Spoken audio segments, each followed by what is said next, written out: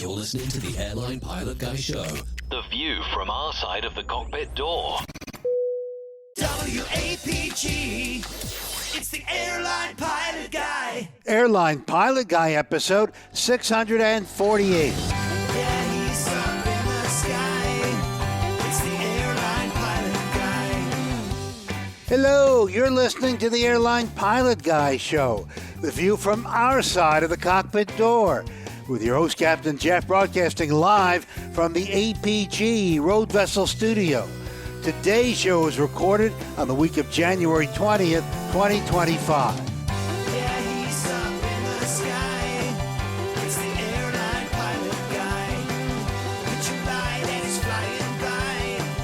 With the Airline Pilot Guy.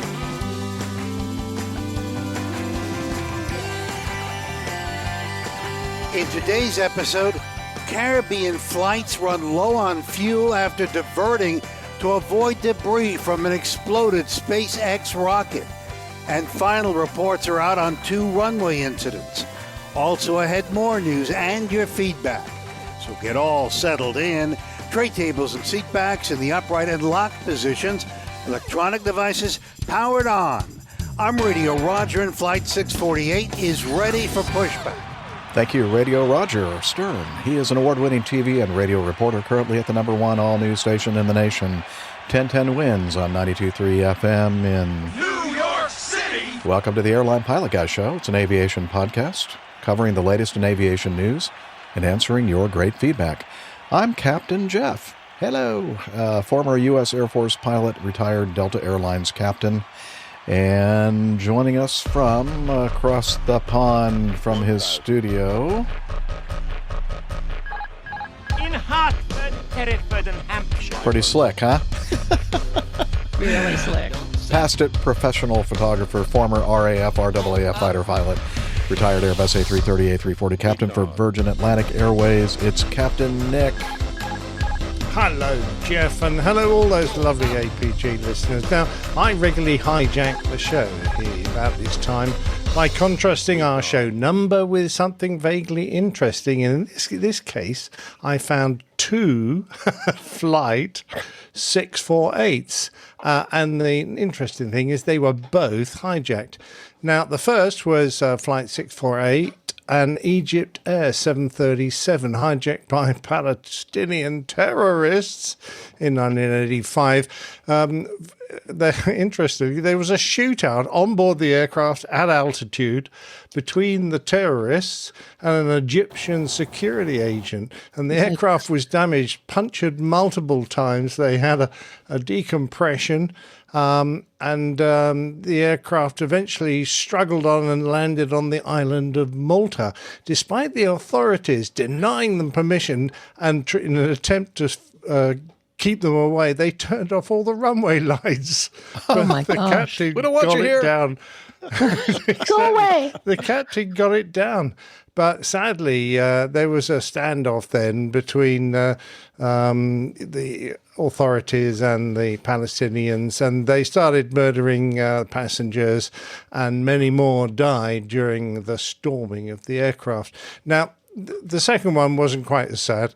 An Aerolíneas Argentinas flight 648, it was a DC-4 of all things, bound for Rio Gallegos in 1966, when 18 passengers took over the aircraft, 18 of them, armed, and how they got on, I don't know, and forced it to land on the Falkland Islands. In fact, on the race course in the middle of the town of Stanley.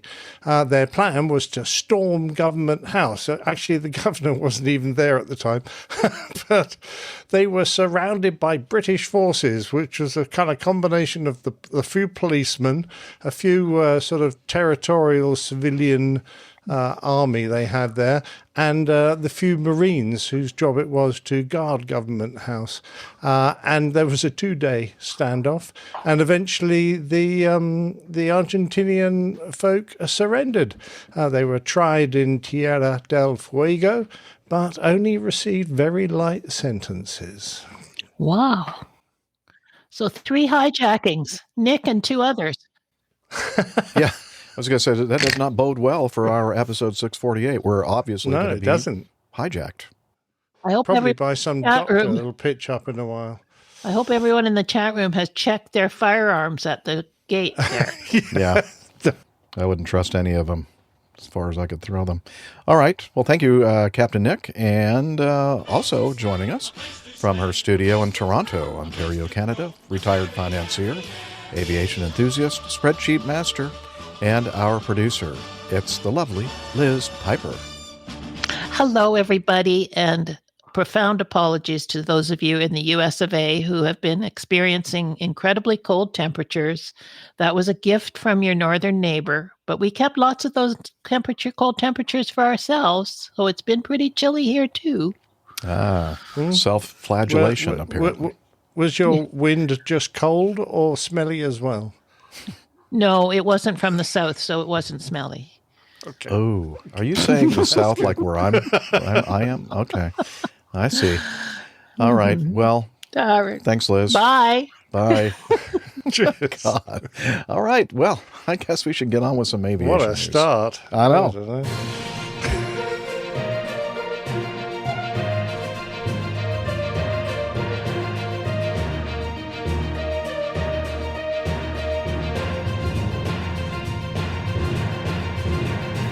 Stand by for news. All right. This from Reuters.com. On the 16th of January, or somewhere about that point in time this month, a SpaceX Starship rocket launched their Mission 7, I think, from Bolsa Chica, or is that right? Bolsa Chica? Sounds right. In Texas, and the rocket broke up in space minutes after launching on Thursday, forcing airline flights over the Gulf of Mexico to alter course to avoid the falling debris. So let's listen to some of the communications on liveatc.net. Okay, yeah, for JetBlue 561, I'd like to request direct St. Martin, please. JetBlue 561 is the same. JetBlue 561, St. Martin, that or portion is right now. You guys basically are either you want to go to San Juan, and it's going to be at your own risk. Same for St. Thomas, same for St. Martin, same for Beef Island. It's going to be the same because there's a corridor between that. Space vehicle mishap. A debris response area has been activated. Beginning south of Georgetown, Great Exuma, extending to the southeast, impacting Providenciales, Drentark areas, extending further beyond and ending at the San Juan and Piarco FIA boundary, just north of St. Martin. Stand by for individual instructions. For the 561, you said San Juan and St. Martin were the same, right? St. Martin, San Juan, St. Martin, and even going to Santo Domingo airspace is going to be the same. Yeah, we run out of time, so 561, direct San Juan at this time, down to 11, ship to 561, thank you. Able to accept it, did you want to divert there? Affirmative, Jet 943, we would like to divert there. Jet 943, roger, clear to the San Juan Airport, be at present position direct, Josh, Juliet, Oscar, Sierra, Hotel, Echo, Josh, even direct San Juan, stand by lower. All right, so there's a little snippet of quite a long audio or video of all this audio going on with people trying to figure out what they're going to do with their flights. They weren't expecting this. One more thing to worry about out there these days, right? SpaceX Mission Control lost contact with the newly upgraded Starship, carrying its first test payload of mock satellites, but no crew, 8 minutes after liftoff from its South Texas rocket facilities at 5:38 p.m. Eastern Standard Time. And then Liz was showing us some pictures, which will be in our show notes of, and this actually the one we're looking at with the streaks look like sparklers in the sky. Those are pieces of that beautiful, very expensive rocket. We did lose all communications with the ship. That's essentially telling us that we've had an anomaly with the upper stage, SpaceX communications manager Dan Hote said, confirming minutes later that the ship was lost. Now, the good news is it's kind of a good news, bad news story. The booster was the second time that the booster was successfully caught by the Mechazilla the chopsticks on the launch tower that actually caught the booster for the second time. So, that was the good news. The bad news was that new version of the Starship had some issues that they were going to fix. But anyway, so, you never know when you're out there flying around as a pilot. You think the weather's beautiful. They've got plenty of runways, all that jazz, and then all of a sudden you get something weird like this happening. So, you just got to be able to think on your, what do they say? Think on your something? Feet. Think on your feet? Think on your feet. Except there we you're go. in the Think on air, your pilot so very seat. hard to do that. Yeah, I mean, you could get up, I guess, out of your seat and stand up. And say, what are you doing, sir?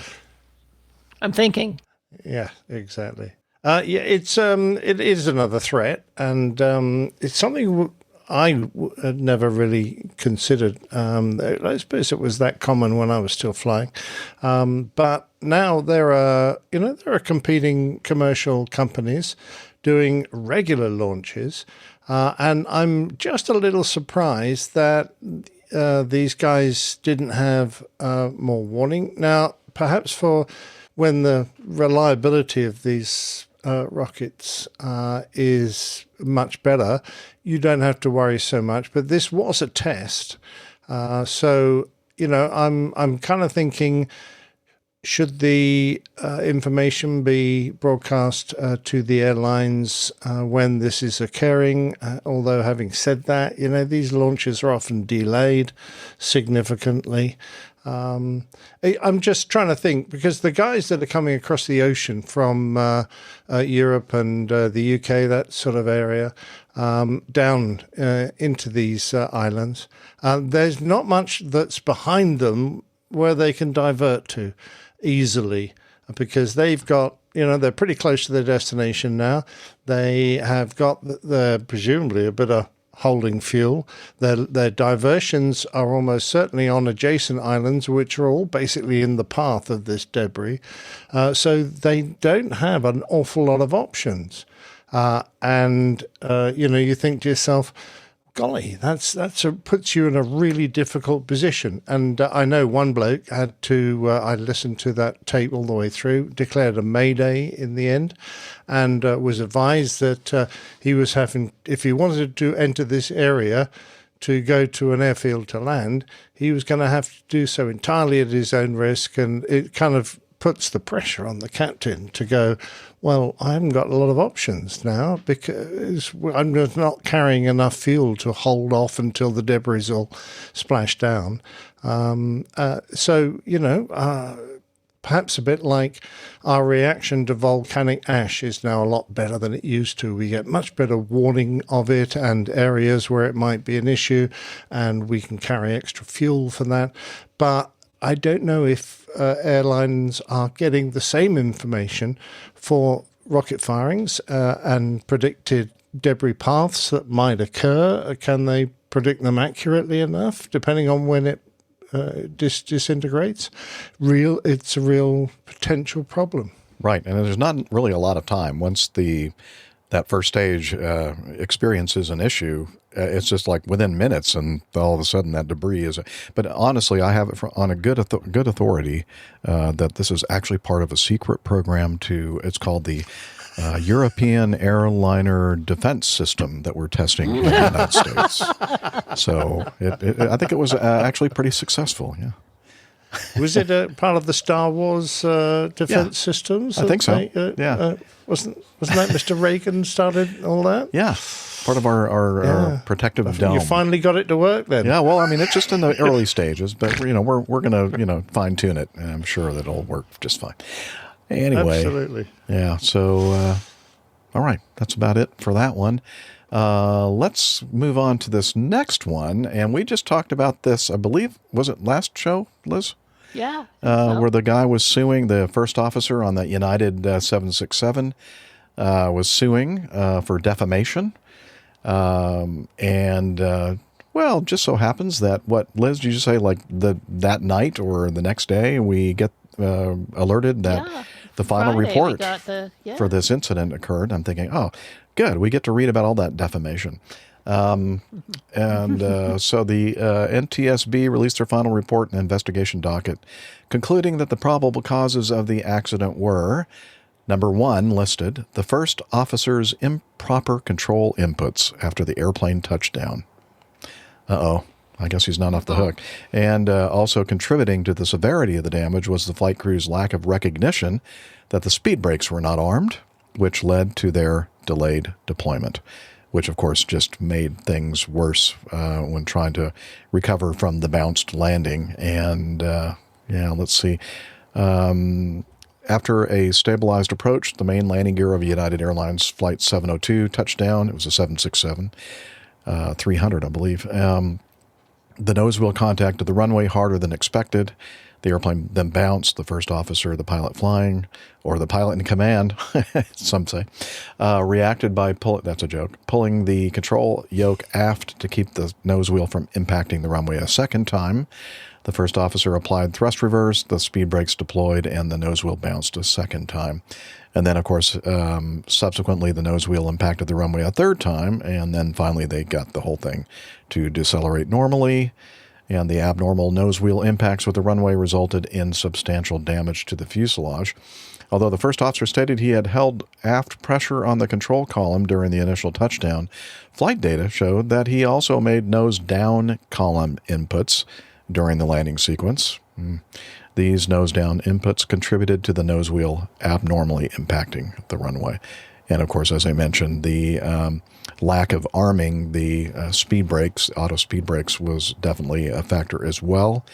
I'm not sure what their procedures are at United, but I know that at my former airline and the fleet that I was assigned to fly, that's one of those things where I don't know if we actually verbalized it or I'm pretty sure we did on the before landing or the landing checklist to ensure that everybody was aware that the speed brakes were indeed armed for automatic deployment once we had a main gear touchdown and spin up.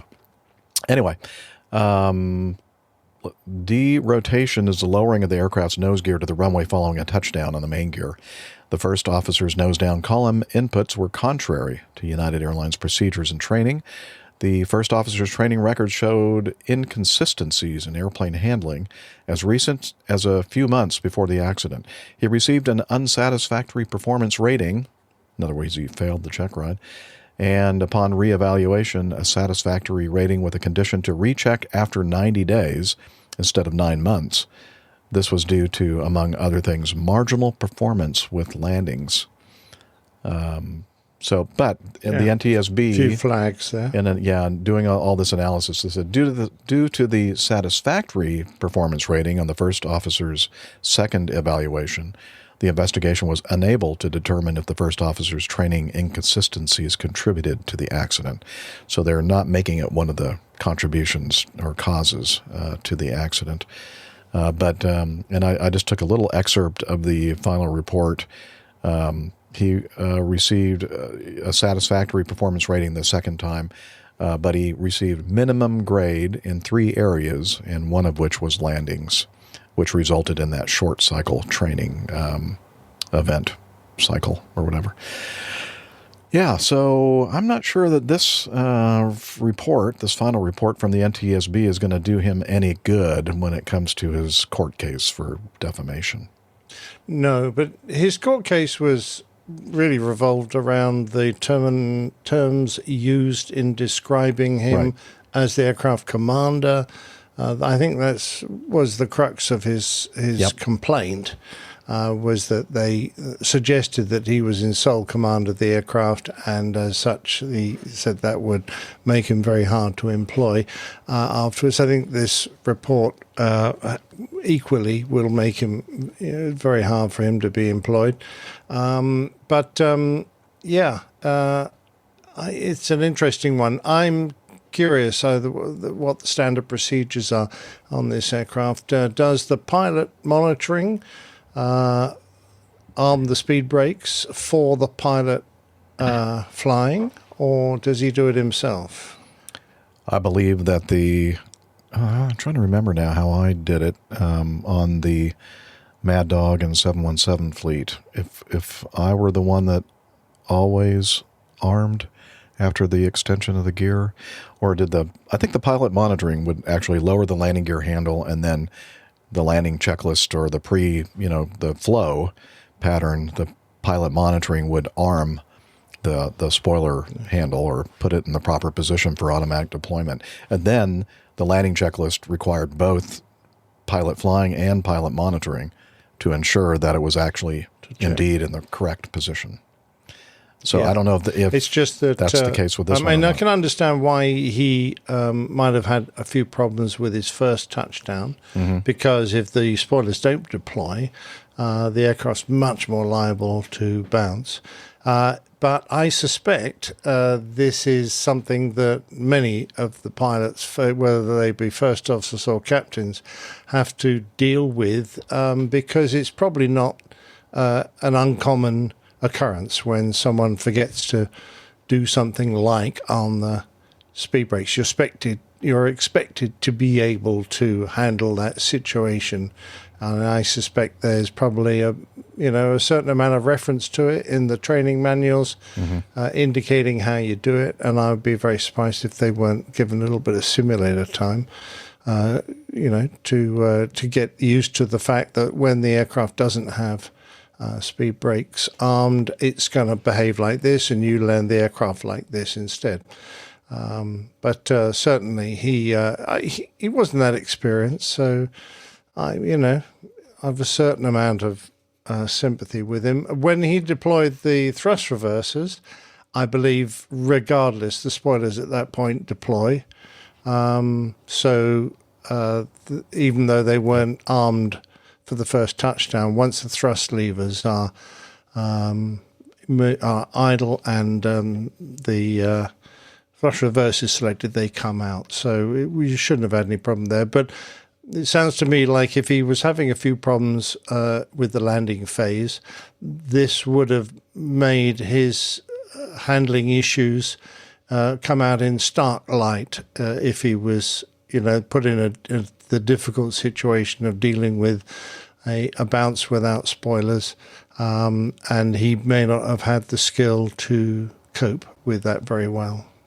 Yep.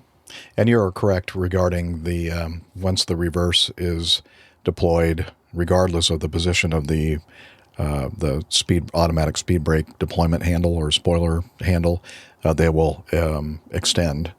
According to the Boeing 767 Flight Crew Training Manual, dated June 30, 2023, after main gear touchdown, initiate the landing roll procedure.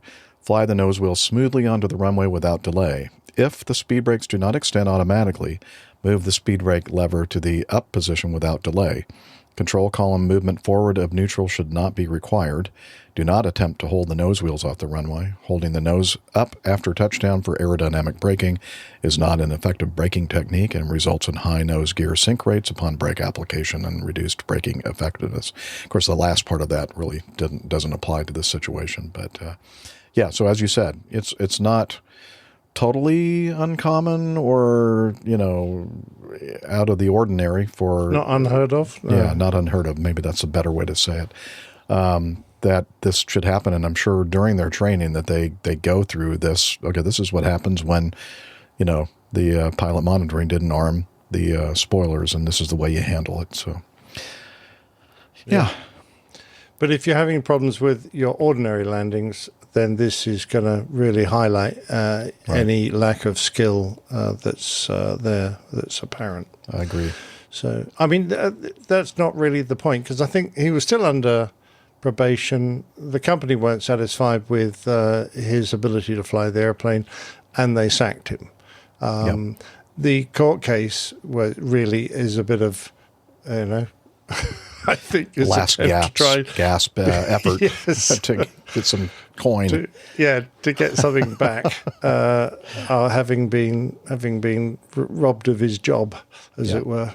And of course, we'll have to say that we don't have definitive proof that he was on probation. I kind of assumed it because of the fact that had he been off of probation, that there would have been, is likely that he would have just received extensive retraining and other measures from the company, but he would probably still be on their seniority list. So Yeah, I think we were discussing whether the union were involved with this, and apparently they weren't, Right. which indicates that he probably hadn't completed his probation. Agreed. All right. Let's see. Moving on. Speaking of landings, this from the Aviation Herald. A Copa Airlines Boeing 737-800, registration Hotel Papa 1712 Charlie Mike Papa. Whew, that's a mouthful. Performing Flight 391 from San Jose, Costa Rica to Guatemala City, Guatemala, was on final approach to Guatemala City's runway 02. An Avianca Airbus A320-200, registration November 904 Alpha Victor, performing Flight 651 from Guatemala City to San Jose, had lined up on runway 2 and was accelerating for takeoff when the Boeing on final, the Copa, went around, continuing on runway heading. According to ADS-B data transmitted by both aircraft, the separation between the aircraft subsequently reduced to 0 feet vertical, that's not a lot, and about 0.27 nautical miles. Oh, good Lord. So just a hair over a quarter of a mile when the Airbus climbed through 6,000 feet, about just ahead of the Boeing, because the Boeing was leveled at 6,000 feet. The Airbus subsequently turned right, and the Boeing turned left, taking the aircraft on diverging flight trajectories. Now, as a point of order, I'd say that's a little bit too late for that now. Because, okay. Anyway, so the Civil Aviation Authority of Guatemala, the DGAC, opened an investigation into the occurrence. The airlines reported they were not aware of any occurrence. They only learned of this possible occurrence through social media. Yay, social media. Social media's come to the rescue. Anyway, and then a former director of the DGAC filed a criminal complaint against the DGAC with the Public Prosecutor Office related to the occurrence. I don't really understand what that means. Sounds like a side thing or something. Yeah, sounds like some internal stuff going on there. Yeah, a bit of politics going on there. Captain Nick, again, the thing that I don't see in this article here is the what the weather conditions were like, which I think is kind of critical. If it's a situation where it's not like clear in a million or good visual meteorological conditions, then I kind of have a little bit of understanding and patience with the Boeing flight, the Copa, that just maintained runway heading during their go-around, knowing that the reason that they went around was because the guy on the runway was climbing straight ahead right up into their path. However, I'm guessing that maybe the weather wasn't bad, and my question is just why? I mean, and I've mentioned this many times on the show, where if I don't have like a mountain right there that I can't really turn and kind of offset off the runway, in the runway area a little bit, so that I can kind of keep my eye on the person that is potentially going to kill me by flying right up into me. But I just don't help me understand, why did this guy on the go just continue tracking straight down the runway? I mean, did he not understand that that's going to be a problem? I really don't know. I mean, it doesn't actually say what he was told to do. Because if he announced he was going around and the controller said continue runway heading, you don't have a lot of option, really. Oh, I think so. I would say, respectfully, I'm gonna offset a little bit. You can here. jink. Yeah, you can jink to one side, but sometimes it's very hard to get visual on the aircraft that's taking off, because we haven't got. We're not a fighter aircraft. We can't drop a wing very easily and peer down to see where this bloke is. And in the same way, the guy getting airborne can't see up through the roof of his cockpit to see where the guy above him is. We're all kind of staring at TCAS to see. And, of course, the TCAS, depending on the phase of flight, may not be giving any information. Hopefully, but when these guys came close, they're up at 6,000 feet. So hopefully TCAS is fully active and able to keep them apart. But it doesn't sound like they reacted to TCAS in any way. But going back to your point, yes and no. If I was trying to do a go-round, it's quite a busy time on the flight deck, and trying to do a little jink in a big aeroplane in order to be able to peer over the edge of the cockpit window and try and get sight of this guy, meanwhile doing all the cleanup that happens directly after a go-round, is not the easiest thing in the world. He was a 737. So, that's the smaller aircraft and more maneuverable.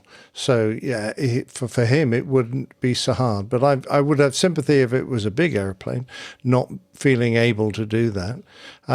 I do worry, though, that some of these go-arounds do track the runway. Some of the controllers order you to go straight ahead, when in reality, the best thing you can possibly do when you've initiated a go-around, particularly if it's just short of the runway, is to combine it with a turn that takes you away from any aircraft that might be getting airborne. Because a couple of times this happened to me in my career when somebody was getting airborne. I had been sent around because we had insufficient distance between us and the aircraft that was taking off. In other words, the controller got us too tight, sent us around. And of course, that often coincides with the guy that's just getting airborne.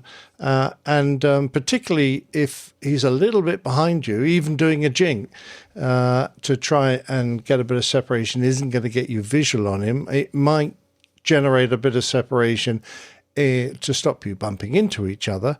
But whether you're going to be allowed, whether the controller's going to get all upset with you because you're not obeying his instructions or not, I don't know. Again, maybe it's just because I grew up flying in the cowboy world, but it's like,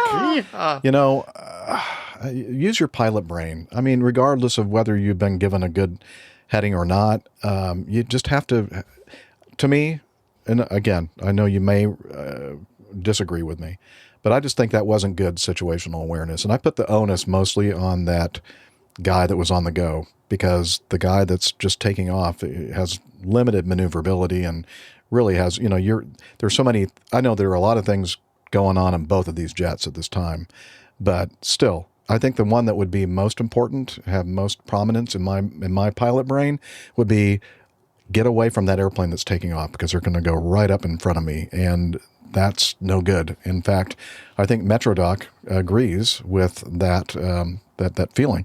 That would have been an awful Airbus-Boeing merger. Yes, it would have been. Yeah. Well, it nearly was.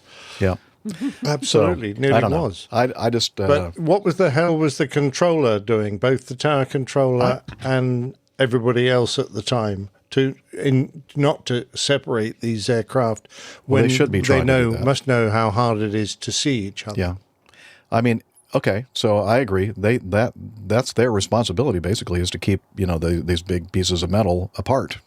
Keep them from hitting each other. That is absolutely a true statement. But if they're not going to help in any way at this moment, I'm going to take measures in my own hands and do a little bit of, I'm not saying like, I'm not going to be in a F-18 rolling into 90 degrees of bank and pulling 4 Gs. I'm going to make a nice little, offset heading, just a little bit. Doesn't take a big thing, just to kind of get that, a little bit of margin of error, kind of thing. Anyway, that's just my feeling. No, I do agree. It's just that, most of the long-haul flights went to big multiple runways, big airports, a lot of aircraft around. And, you had to be quite a brave guy to just do a little bit of visual maneuvering in the middle of a go-around in that kind of busy airspace. That's a different, that's a different environment, totally, I think. I agree. Yeah.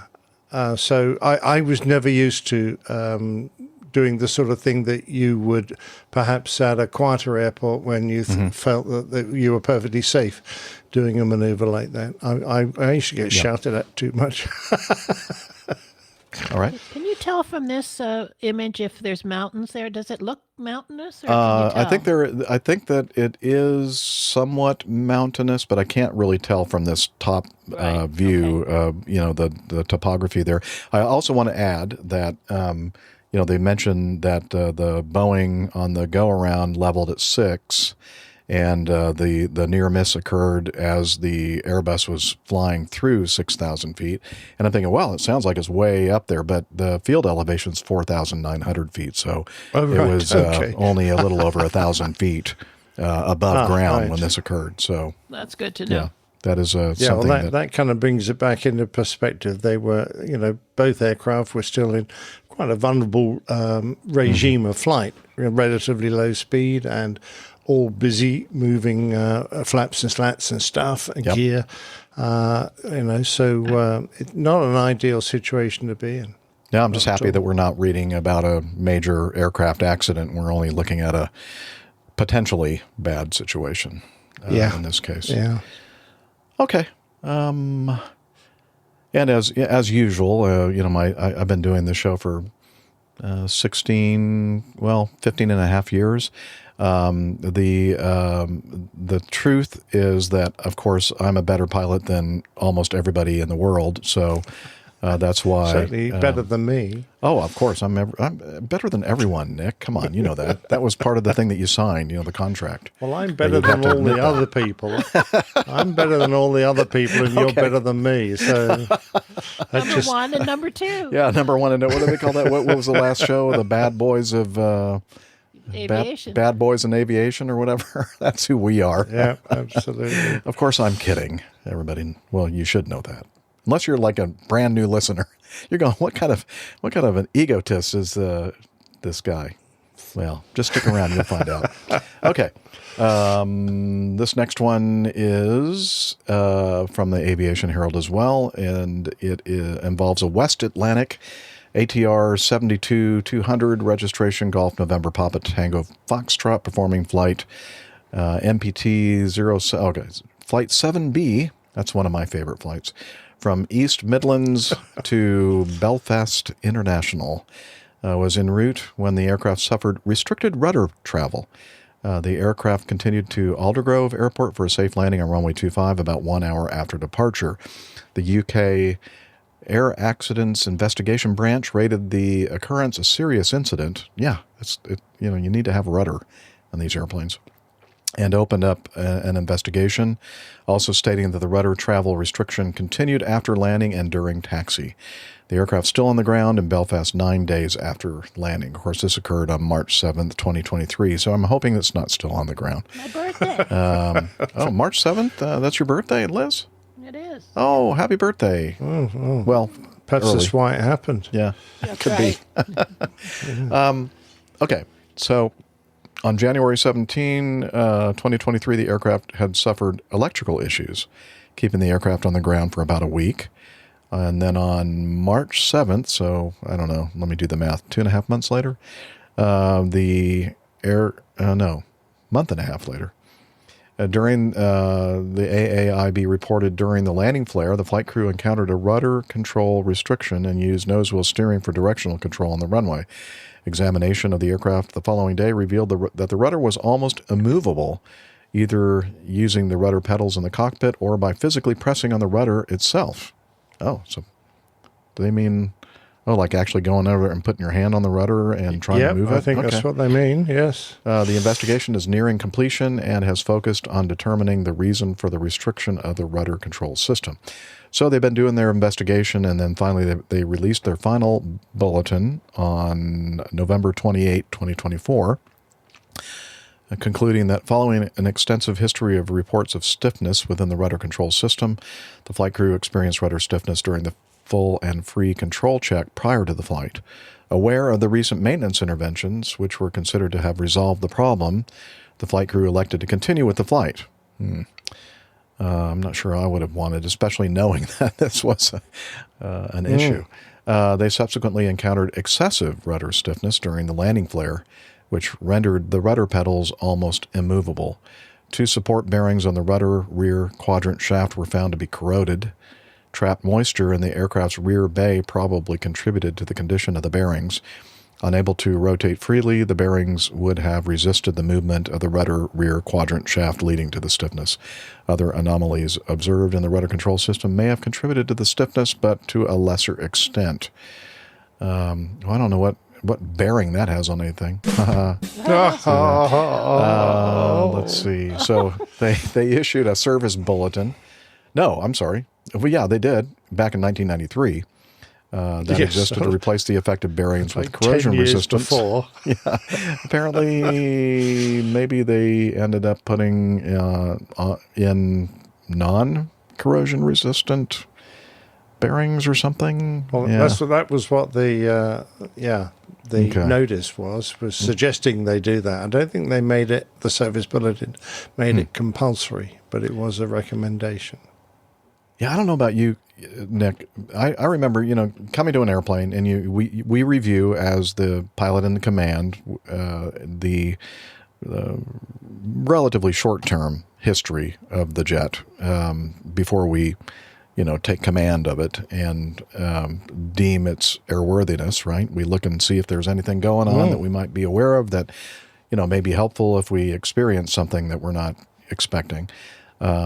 If I see an airplane has just gone through some kind of a maintenance procedure, like let's say in this instance, the rudder stiffness or, that kind of deal, and then when I did my control checks heading out to the runway, and they did really feel super stiff, and to me, I don't know about you, but it just seems like, okay, I don't think they fixed this issue. I don't think I'm going to take this jet. I think we're going to taxi back to the gate and have engineers take a look at this thing again, make sure that it's all good before we go flying with several people. But I don't know, maybe that's just me. I agree 100%. I'm not quite sure. You see, this can be a little bit hard to quantify how stiff is the rudder. And it might be something that was just happening and then easing and then occurring again. But certainly if it had been like it was for their landing when they were doing their control check before takeoff, I definitely think they would have turned around, because it was so stiff after landing. They couldn't taxi without nose or steering. They literally could barely move the rudders.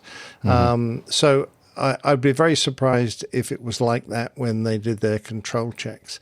And they'd done some, they'd done some pretty good maintenance things. They'd replaced the TLU and the RCU and the rudder dampener for a second time, and did extensive troubleshooting, including getting in touch with the manufacturer, ATR, and the operator indicated that these actions had, at least to some extent, alleviated the perceived stiffness.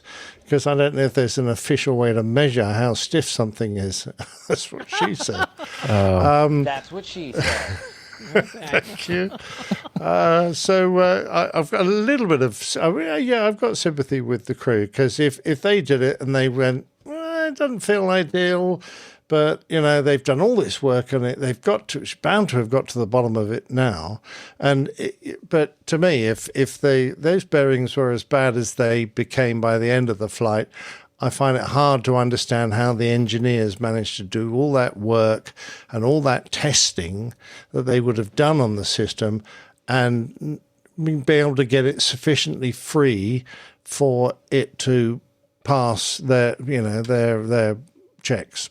From that point of view, I've got to look at the engineers and go, guys, what was it like when you finished doing all your troubleshooting and all your replacement of parts? You can't just replace parts and say you fixed it.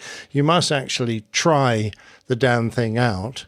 And if you don't think you fixed it, keep going, keep looking for the fault, because it was obviously a serious issue with these corroded bearings, and that really is bad. I gather those corroded bearings also go back to the fact that the design of the aircraft allowed water to ingress into the area where those bearings were, which is why they suggested they couldn't stop the airplane leaking, but it did suggest putting in better bearings that weren't going to rust so easily. But, you know, the fact that that had been suggested 10 years prior and they never got around to doing it is a bit of a worry, isn't it? That is. You know, it reminded me a little bit, it wasn't long ago that we were talking about all this spate of, you know, every other new or incident in the news was the 737 MAX, you know. But I remember it wasn't the MAX that had some issues, like on landing, that the rudder pedals were really stiff and some almost immovable. But I never, that kind of just came up and then just disappeared. I wonder whatever happened. There were so many other things interesting. happening. Yeah. Maybe somebody listening will be able to remind us, or at least maybe they know something about that and whatever they discovered was going wrong or how they resolved it or whatever. I just don't, maybe I'm making things up in my mind, like as I do. But yeah, so that's an interesting one for sure. Neil's got an interesting comment just to round it out here. Well, Neil Lanwarn says it's incredible that a test wouldn't involve making sure the thing works after you've repaired it. Yeah, that's what Captain Nick was basically saying. I'm pretty sure it would have done, and whether this fault was intermittent enough for them to be convinced that they had fixed it after replacing all those parts and speaking to the manufacturer. But, yeah. iHallBoxes has a very rude comment that I won't put up. Okay.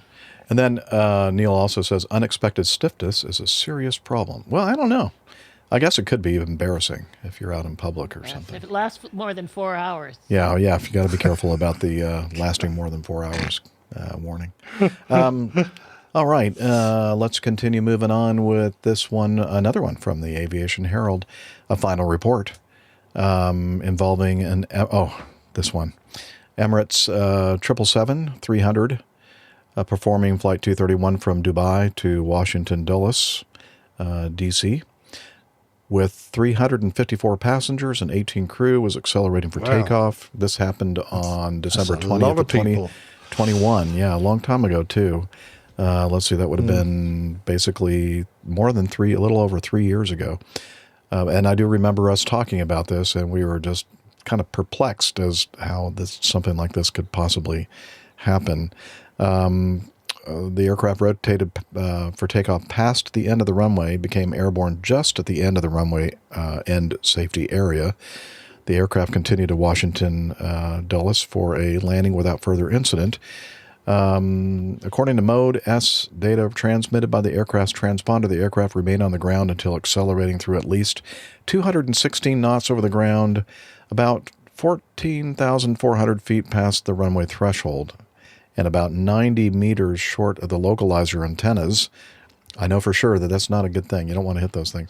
Was airborne at 75 feet AGL at 234 knots over the ground and over the first residential houses past the runway, about 18,500 feet past the runway threshold, and then climbed out to safety. According to some information that the Aviation Herald received, the aircraft sustained some damage in the departure. There's also information that a total of 4 crew members, I think all of them that were on duty, probably all of them in that cockpit during that flight, may have been dismissed as a result of the occurrence. There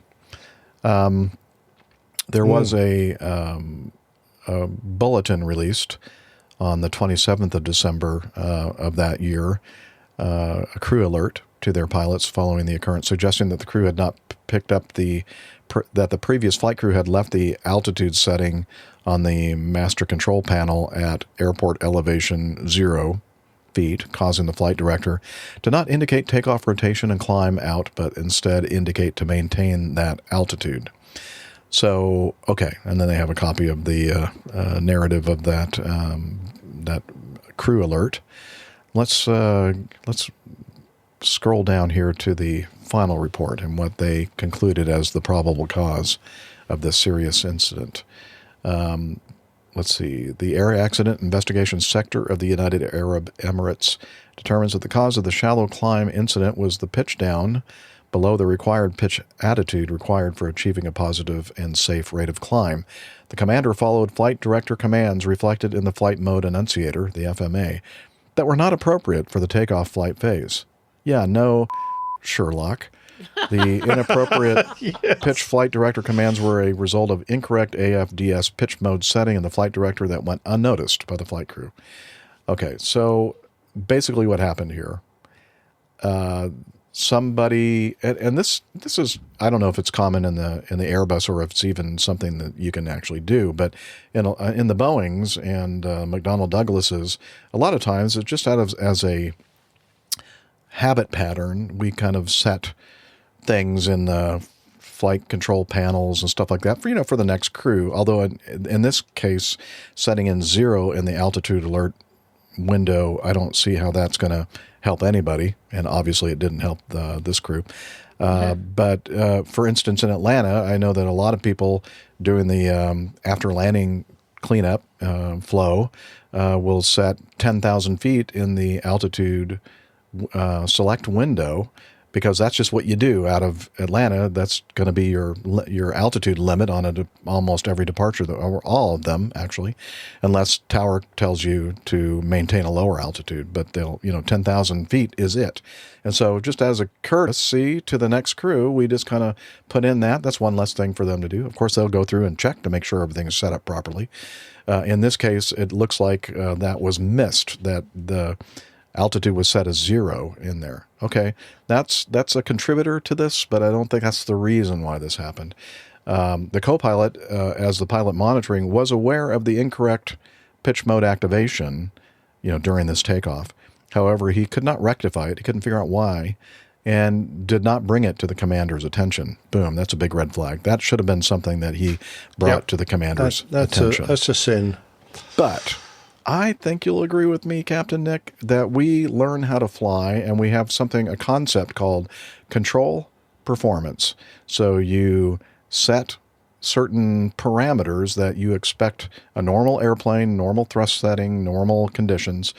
You're going to rotate on initial departure to, let's say, the airplane that I flew for the past 20-something years. You shoot for about 18 degrees, which is a pretty high initial pitch, I agree, based on all the other airplanes I've flown. But still, 18 degrees, that's our target, and then no more than 20, our flight manual said. And so that's what we're going to do. Every takeoff, you're going to rotate up to 8, unless you lose an engine, then of course you're going to look for like 12.5 degrees. But you're looking at your attitude indicator, your control instrument. That's what you're going to set with the power set at the proper thrust setting. And then you look at all your performance instruments, your airspeed, your rate of climb, all these other things to verify that what the control inputs are that you put in are working out as they should. How somebody with this much experience follows the flight director pitch bar and almost to a point where it guided him to crash. But they didn't crash, thank God. But you see where I'm having some trouble here. Oh, I don't absolutely. understand how you just blindly follow a pitch director bar. Are you kidding me? I was going to say slavishly follow the flight director commands when it's commanding you to do something so unusual for that stage of flight. Alarm bells should have been ringing all through her head, the pilot's head. So I don't know if it was her. Anyway, you're exactly right. And what's more, there are phases of flight when you are obliged sometimes to look through the flight directors. In other words, you're setting attitudes on your main instruments and ignoring the flight directors because you know for a fact that they, in this stage of flight, or perhaps that you're waiting for the pilot handling to turn a heading knob or something, then it's not appropriate to follow them. But why on earth they thought that they needed to do what they were doing during the takeoff phase just defies all logic. I've no idea why you would do that. And it's a great worry to me that there are pilots out there who will do that, because it should have really gone, oh, my instruments have failed, or my instruments aren't indicating correctly. If you can't recognize that, because not only you're looking at your instruments, but looking out the damn window and seeing the end of the runway go steaming past, and you're still basically at 0 feet, I'm going, what were you doing? Not only him, but what were the other 3 pilots doing? Yeah, I would, if I were in the jump seat, I would have go rotate. Yeah. What are you doing? I have control.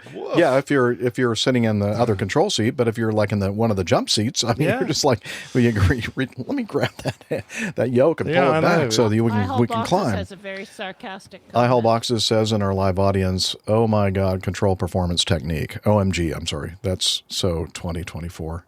Control performance. Oh, okay, yeah. Thanks, iHall Boxes. I guess that's not a thing anymore, huh?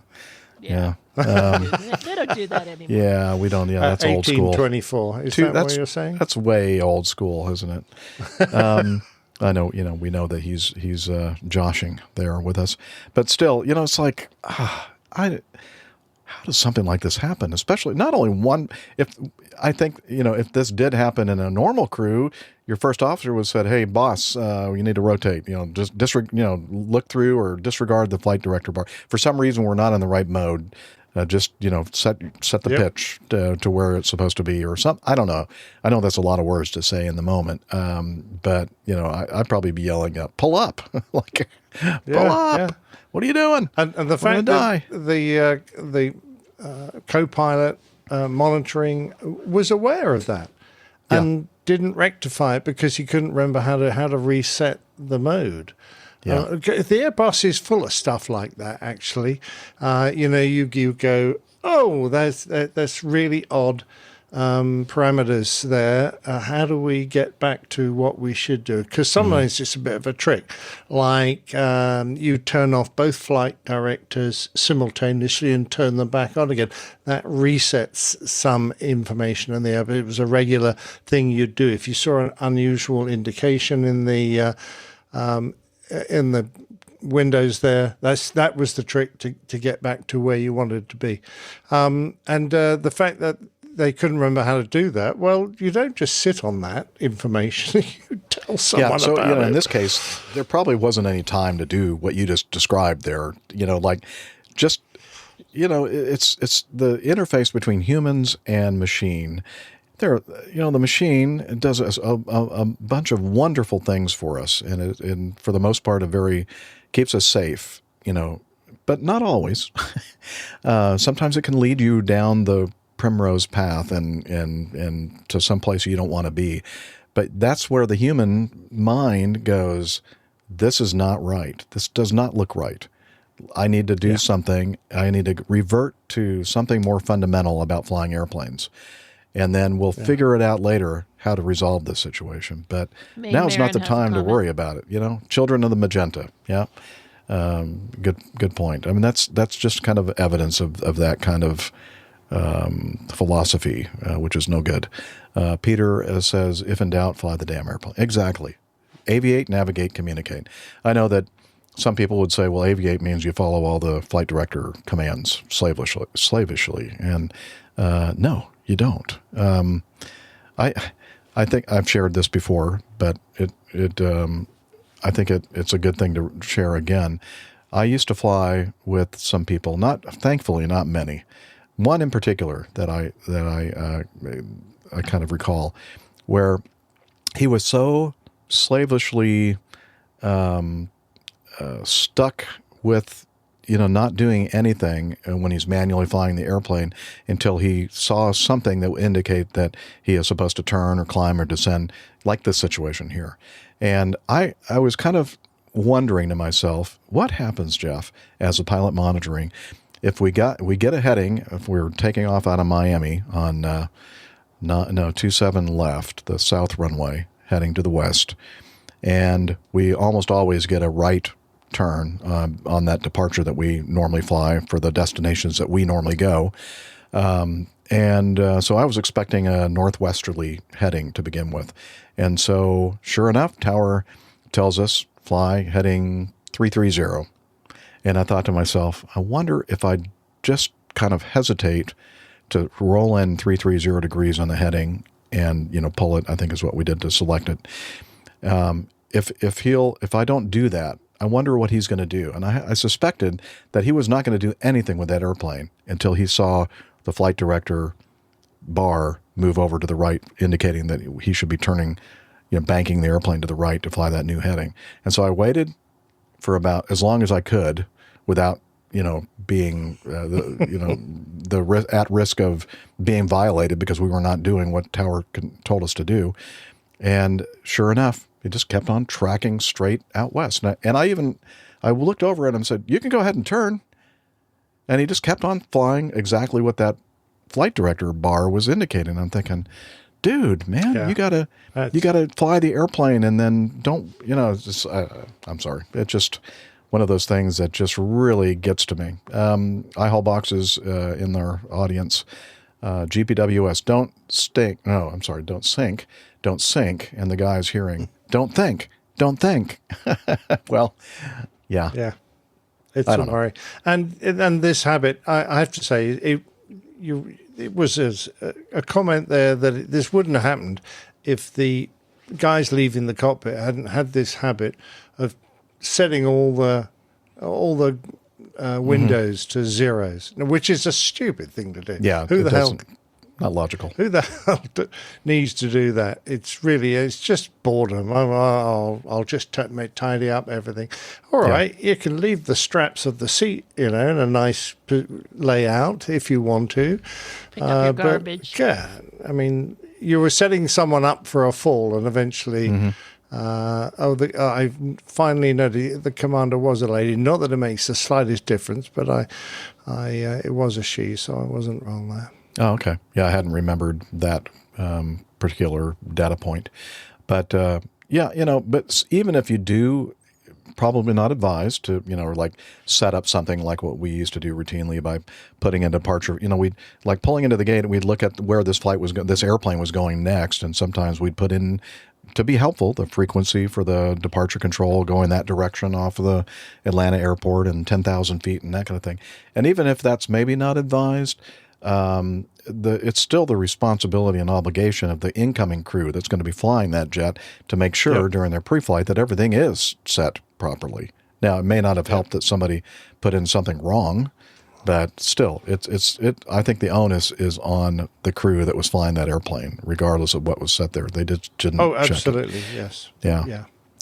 So, wow. I mean, if Simon is correct and the information that he received regarding the crew no longer employed by this airline, I guess that's good.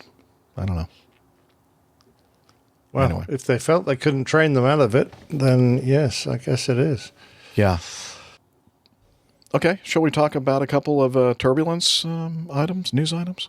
Injuries? I always love a bit of turbulence. Yeah. Oh, the episode 648 is starting to get a little bit bumpy, isn't it? Helps rock me asleep. Okay, well, I'll try to make it as severe as possible. Aviation Herald again, a final report on an American A321 near Charlotte, North Carolina on 8 August 2024, last year. Turbulence injures 4 cabin crew. An American Airlines 321-200 was performing Flight 2905 from Tampa to Charlotte, was descending through flight level 200 towards Charlotte, about 80 nautical miles south of Charlotte. So they're on the arrival when the aircraft encountered turbulence, causing serious injuries to 1 and minor injuries to 3 cabin crew. The aircraft continued for a safe landing 20 minutes later. On the 17th of January 2025, so not long ago, 5 days ago, the NTSB released their final report and said that the probable cause of the accident was the aircraft's encounter with convectively induced turbulence. Okay, so what does that mean? That's not clear air turbulence. That's turbulence that you get from convection, which is the term that we use for thunderstorms or cumulonimbus clouds. American Airlines Flight 2905. Okay, they're kind of rehashing the flight details going from Tampa to Charlotte. They were coming into Charlotte. Let's see. After reviewing the weather prior to flight, the flight crew stated that they opted for a cruising altitude of flight level 250 based on a PIREP, a pilot report, describing smooth air between 25 and 26. During the cruise, they did not observe weather in the 100 miles ahead of them, and the clouds that they saw appeared to be below them. As they approached the top of descent, the crew described going heads down for a few minutes to load performance data into the flight management computer and to review the arrival procedure into Charlotte. Okay. It's not uncommon, although if you're flying around thunderstorms and that kind of thing, it's sometimes a good idea to kind of mention to the other pilot you're flying with, hey, kind of keep your eyes on what's going on, or flight path and that kind of thing going outside. I mean, it's not necessarily a great idea for everybody to be heads down as you're flying something speeding through the sky. We would have got slapped hands for that. Exactly. I bet that, if you're in the simulator and somebody is watching you, your trainer, your instructor, your evaluator, saw both of you with heads down without at least one of you saying, hey, you have the airplane. I'm going to go ahead and review the approach plate and the arrival procedure and everything else, and then we'll have a briefing. That sort of thing. And that's actually kind of a cool thing to do in the real airplane too. Absolutely. The crew described that when they looked up, they saw a rapidly building cumulus cloud directly ahead of the airplane. Oh no, too close to maneuver around. The first officer immediately eliminated the seatbelt sign. Now that'll fix everything. That's for the lawyers. And the airplane penetrated the top of the cloud. Flight data showed that during the event, the airplane encountered load factors ranging from about 0.17 G, so almost completely weightlessness, to 2.75 G. Ouch. Which classifies as extreme turbulence. Yeah. No wonder there were some injuries of the flight attendants who were doing their cleanup, from their beverage service. And I think that most of them just suffered minor injuries, but one of the flight attendants, Flight Attendant 3, fractured both ankles. Yikes. That's no good. That's painful. I think that actually... Well, it's funny. They say... There it says fractured both ankles. Yeah. Earlier, it says they had a double hip fracture. Yeah, I think the reason why I didn't read that initially is because I think that... maybe that happened right after the accident. Maybe they got some bad information about the actual injury. Oh, okay. Gotcha. And so, that's why I decided to stick with just the final report regarding the ankles instead.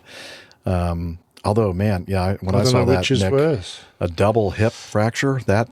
Oh, yeah, wow, that would be horrendous. Horrible. Yeah. It's probably a lot easier to fix the ankles than it is to do a hip replacement procedure. And ankle's a pretty complicated joint. Are they? Okay. I think so. Well, hey, I'm no doctor, never claimed to be one. Well, speaking of which, she's on her way. She says she'll be here at our doctor 6. is on her way, and she should be joining us here in the next maybe 20 minutes or so, hopefully. Fingers crossed. Thanks. Yep. Yeah. So I think, Captain Nick, what do you think, what we just kind of talked about regarding, somebody needs to mind the store. And this is a classic, really, where, you can understand it. It's a very easy trap to fall into, which is why the trainers, when they see both pilots head down, they make a point of it usually. You get a tap on the shoulder and you go, look, guys, you're both heads down. What are you doing? One of you's got to be looking out the damn windows, because you know how quickly these clouds build up. I mean, wow. 1 minute it's clear blue, then it's and the sky is full of clouds. Yeah. So I suspect they were both heads down, not paying attention, and they just didn't see it until it was too late to avoid.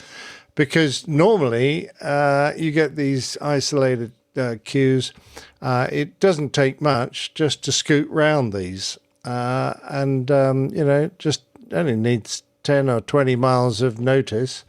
But when it's right in front of you and it's in a very active thunderhead or a bit of cloud, then you're going to get some bumps and lumps and bumps in there. And this is just very sad, because that 2.75 G almost certainly exceeded the G limits of the aircraft, so it would have had to have been grounded and gone into for a fairly detailed inspection for an over G. And it wouldn't go a lot over, but it would have to have been checked out, which would have necessitated probably a day on the ground. So annoying for them, dreadful for the cabin crew, because they're almost obliged to be on their feet, often till the last moment, just tidying up the airplane and checking all the passengers, making sure that they're all secured for landing. So yeah, dreadful. And I hope the pilots feel suitably admonished for this, because it's a. I know it's easy. It happens easily, but it's something that we all go, "Oh God, I'm glad that never happened to me." Neil has a question. Okay, Neil says, at Birmingham, we often heard of turbulence resulting from wind rotor off the two hangars on the west side of the airport. Do local reports get specific enough to warn of such a thing? I don't know. Yeah. Well, rotors are a common form of low-level turbulence that most pilots are aware of. It can happen off buildings. More usually, it's usually in the lee of high ground. If you get big rotors, so we understand if there are rotors around, and it's very dangerous. A rotor, it's a sort of, imagine a wave that's curling over and spinning. If you get caught in one of those, the downdrafts or the downside of that rotor can be very powerful, which can, because they're at low level, it can drag you into the ground. And the turbulence involved with them, with all the wind, the shearing of the wind, because of the different speeds, can be extremely poor. So if you're someone who does pipeline inspections and that kind of flying, that's the sort of things you're really worried about. Getting into some of those when the wind is particularly strong and the conditions are suitable for it.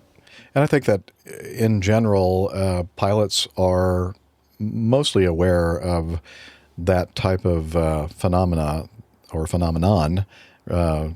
associated with that particular phenomena. Thank you. But then if the winds are coming from a certain direction, you should be anyway thinking about the fact that this is possible that you could encounter. And Liz is asking if they would mention it in NOTAMs. I don't know if they would in a NOTAM, but I bet that if they have a company issued information sheet or information guide to a particular airport, that would be something that is, that you might want to brief and that kind of thing. But I think more pertinently, this comment from iHaul Boxes, long layover and a nice captain could have caused the double hip fracture. Okay. Another inappropriate comment from iHaul Boxes that I should not have brought up, but I thought it was pretty funny. So I was holding back. Yeah, I know you were, Liz, but that deserves a... Okay. Yeah, Liz asked if you get that sort of info in NOTAMs. Not really, but you're right, Jeff. The airfield briefing that the company usually issue, that will have that sort of thing. But generally speaking, if you can know the wind direction as you're coming down towards the airport environment, if you see hangars and you think, oh, that's just where the wind's coming from. Mm-hmm. Yeah, even if you've never been there before, I bet your backside tightens up a little bit. And use your pilot brain. Once again, that seems to be a common theme here today. Nishant in our live audience mentions, even if it was mentioned in a NOTAM, nobody would know about it. Nobody reads the NOTAMs. That's what NOTAMs are. They're just a bunch of garbage. Yeah. Yeah. So, there we have it. There's that turbulence incident. And on the other here's side of the world. Next one. Yeah, let's fast forward or zoom on Google Earth over to the other side of the world near Brisbane. A Qantas 737-800 was performing flight 528 from Sydney to Brisbane. They were en route at flight level 370, nearing the top of descent, when the crew engaged the fasten seatbelt signs due to upcoming turbulence. Okay, thinking ahead, preparing for the possibility of turbulence. About 4 to 5 minutes later, while descending through flight level 330, the aircraft encountered turbulence that lasted about 45 to 60 seconds.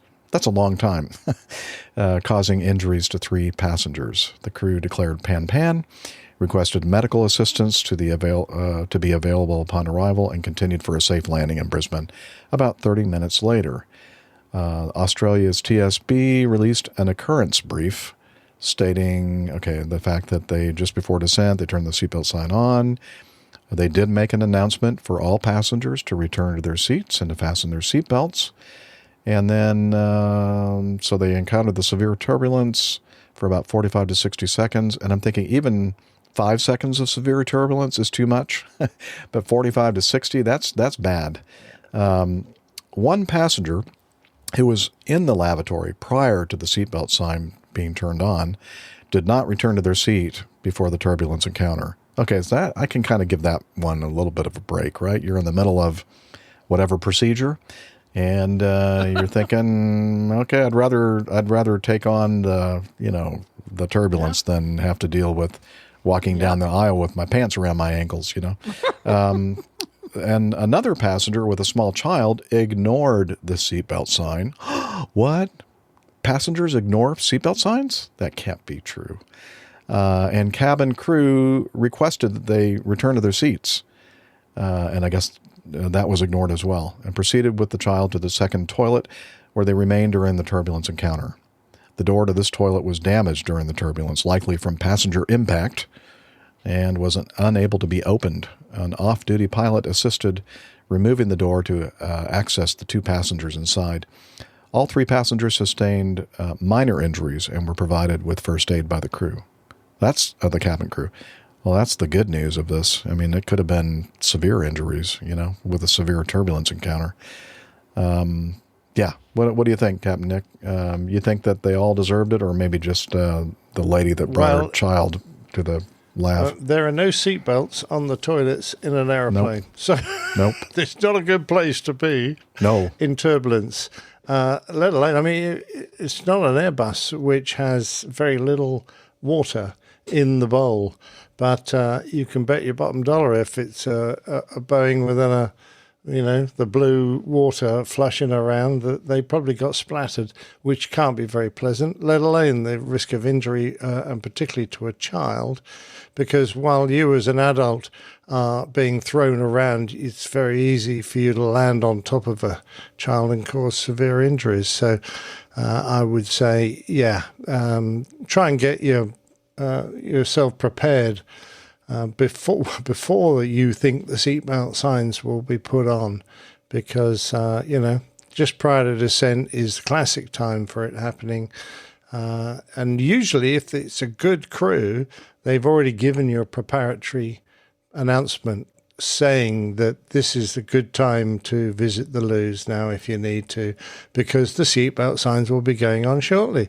So listen to them and keep yourself safe. Now, to be fair to all those Boeing lovers out there, Nick, most modern Boeings and even antiquated even versions of the DC-9, like what I was flying, many of those airplanes have the vacuum kind of flush systems that don't have the blue juice. Right. So maybe the olden days of the Boeings, that had the splashy blue fluid, but fewer and fewer of them. A couple of chat room comments here. A couple of chat room comments. Tim Van do we have to read Tim Van Ram's comment? Yeah, we do. Liz? Okay.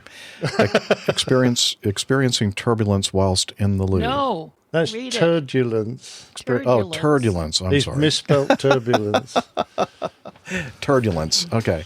I think he's going for a show title, I think. This is his second effort. Okay, and Tim also says, an easy way to know what blue juice tastes like. Yeah, well, I'll just have to assume it's not pleasant. All right, and maybe just one more, Jeff. Okay. Jeff. Let's do this Gilgit, one we've had in our news for a while. We've had it forever. Right? Yeah. Again, from Aviation Herald, it's a final report involving Pakistan International Airlines, a PIA, ATR 42-500. They were flying flight 605 from Islamabad to Gilgit, Pakistan, with 53 people on board, landed on Gilgit's runway 25, but overran the end of the runway, subsequently skidded sideways off the runway, coming to a stop past the end of the runway with the right main gear collapsed. There were no injuries. The aircraft sustained substantial damage to right main gear, right wing, and right engine. Of course, the airline put out a statement defending their crew. They reported that the crew skillfully regained control of the aircraft after the ATR skidded off the paved surface of the runway to some minor extent during landing. That is the best joke we've had all night. There's the minor extent there. There is a video associated with this. We're not going to play it. We'll have it in the show notes for you if you want to look at it. But it does clearly show this thing swerving off at pretty high speed. I'm not sure I would agree with the skillfully regaining control and minor extent of swerving. But okay. Let's see. The Pakistan authorities reported the occurrence as a serious incident. An investigation was opened, etc. So, the primary causes involuntary runway excursion due intentional high-speed approach and landing by the pilot flying. Huh? Wait a minute. So, apparently the commander didn't adhere to the standard operating procedures. Lack of situational awareness and anticipation resulting in inadequate decision-making. Ooh. That's your number one job as the commander there, is to, make good decision making. Contributing factors, lack of assertiveness by the pilot monitoring. Whatever you say, Captain. That looks good to me. That's and good. Inadequate application of crew resource management. Okay, so they were scheduled to fly from Islamabad to Gilgit. And the aircraft was loaded at 24.7% CG, which was within limits. Takeoff gross weight, 18,600. Weather was reported to be fair at Gilgit with no significant weather. Ground ops were uneventful. The captain was a pilot flying. After takeoff, autopilot was engaged at 260 feet radio altitude. Wow, that's pretty quick. That's pretty fast. Very low. Okay. But, I've seen people do that too, so it doesn't necessarily mean anything. Let's see. Upon crossing 1,900 feet radio altitude, vertical speed mode was engaged, contrary to the flight control operating manual procedures. Is that flight control? Is that what flight? I don't think that's right. Flight crew operations manual. VS target was initially plus 400 feet per minute, which was increased to 1,700 feet per minute, and then 2,000 feet per minute, causing the pitch attitude to increase to 15 degrees, speed to reduce all the way back to 130, as opposed to a standard climb speed of 160. Okay, so we kind of missed those parameters a little bit. The vertical speed mode was remained engaged until the top of climb. Okay, so this captain's kind of doing things, kind of his own procedures, I guess. Yeah, we don't like doing that normally. Yeah. Most aircraft don't have a speed protection. Yep. When you're in vertical speed. Correct. Which means that the speed can reduce all the way back to stalling speed if you're not lucky. Yep, I've seen that come close to that happening in my career. It's not fun. Just to be, on the record, it wasn't me. Let's see, crossing 13,200 feet, vertical speed target was reduced to plus 700 feet per minute, then 600, and finally plus 500. However, this still resulted in a speed reduction to 178. The cruise was done at flight level 165. During cruise, let's get a little bit further into the flight. They're on approach now to Gilgit. Captain initiated descent with vertical speed target at minus 600 feet per minute.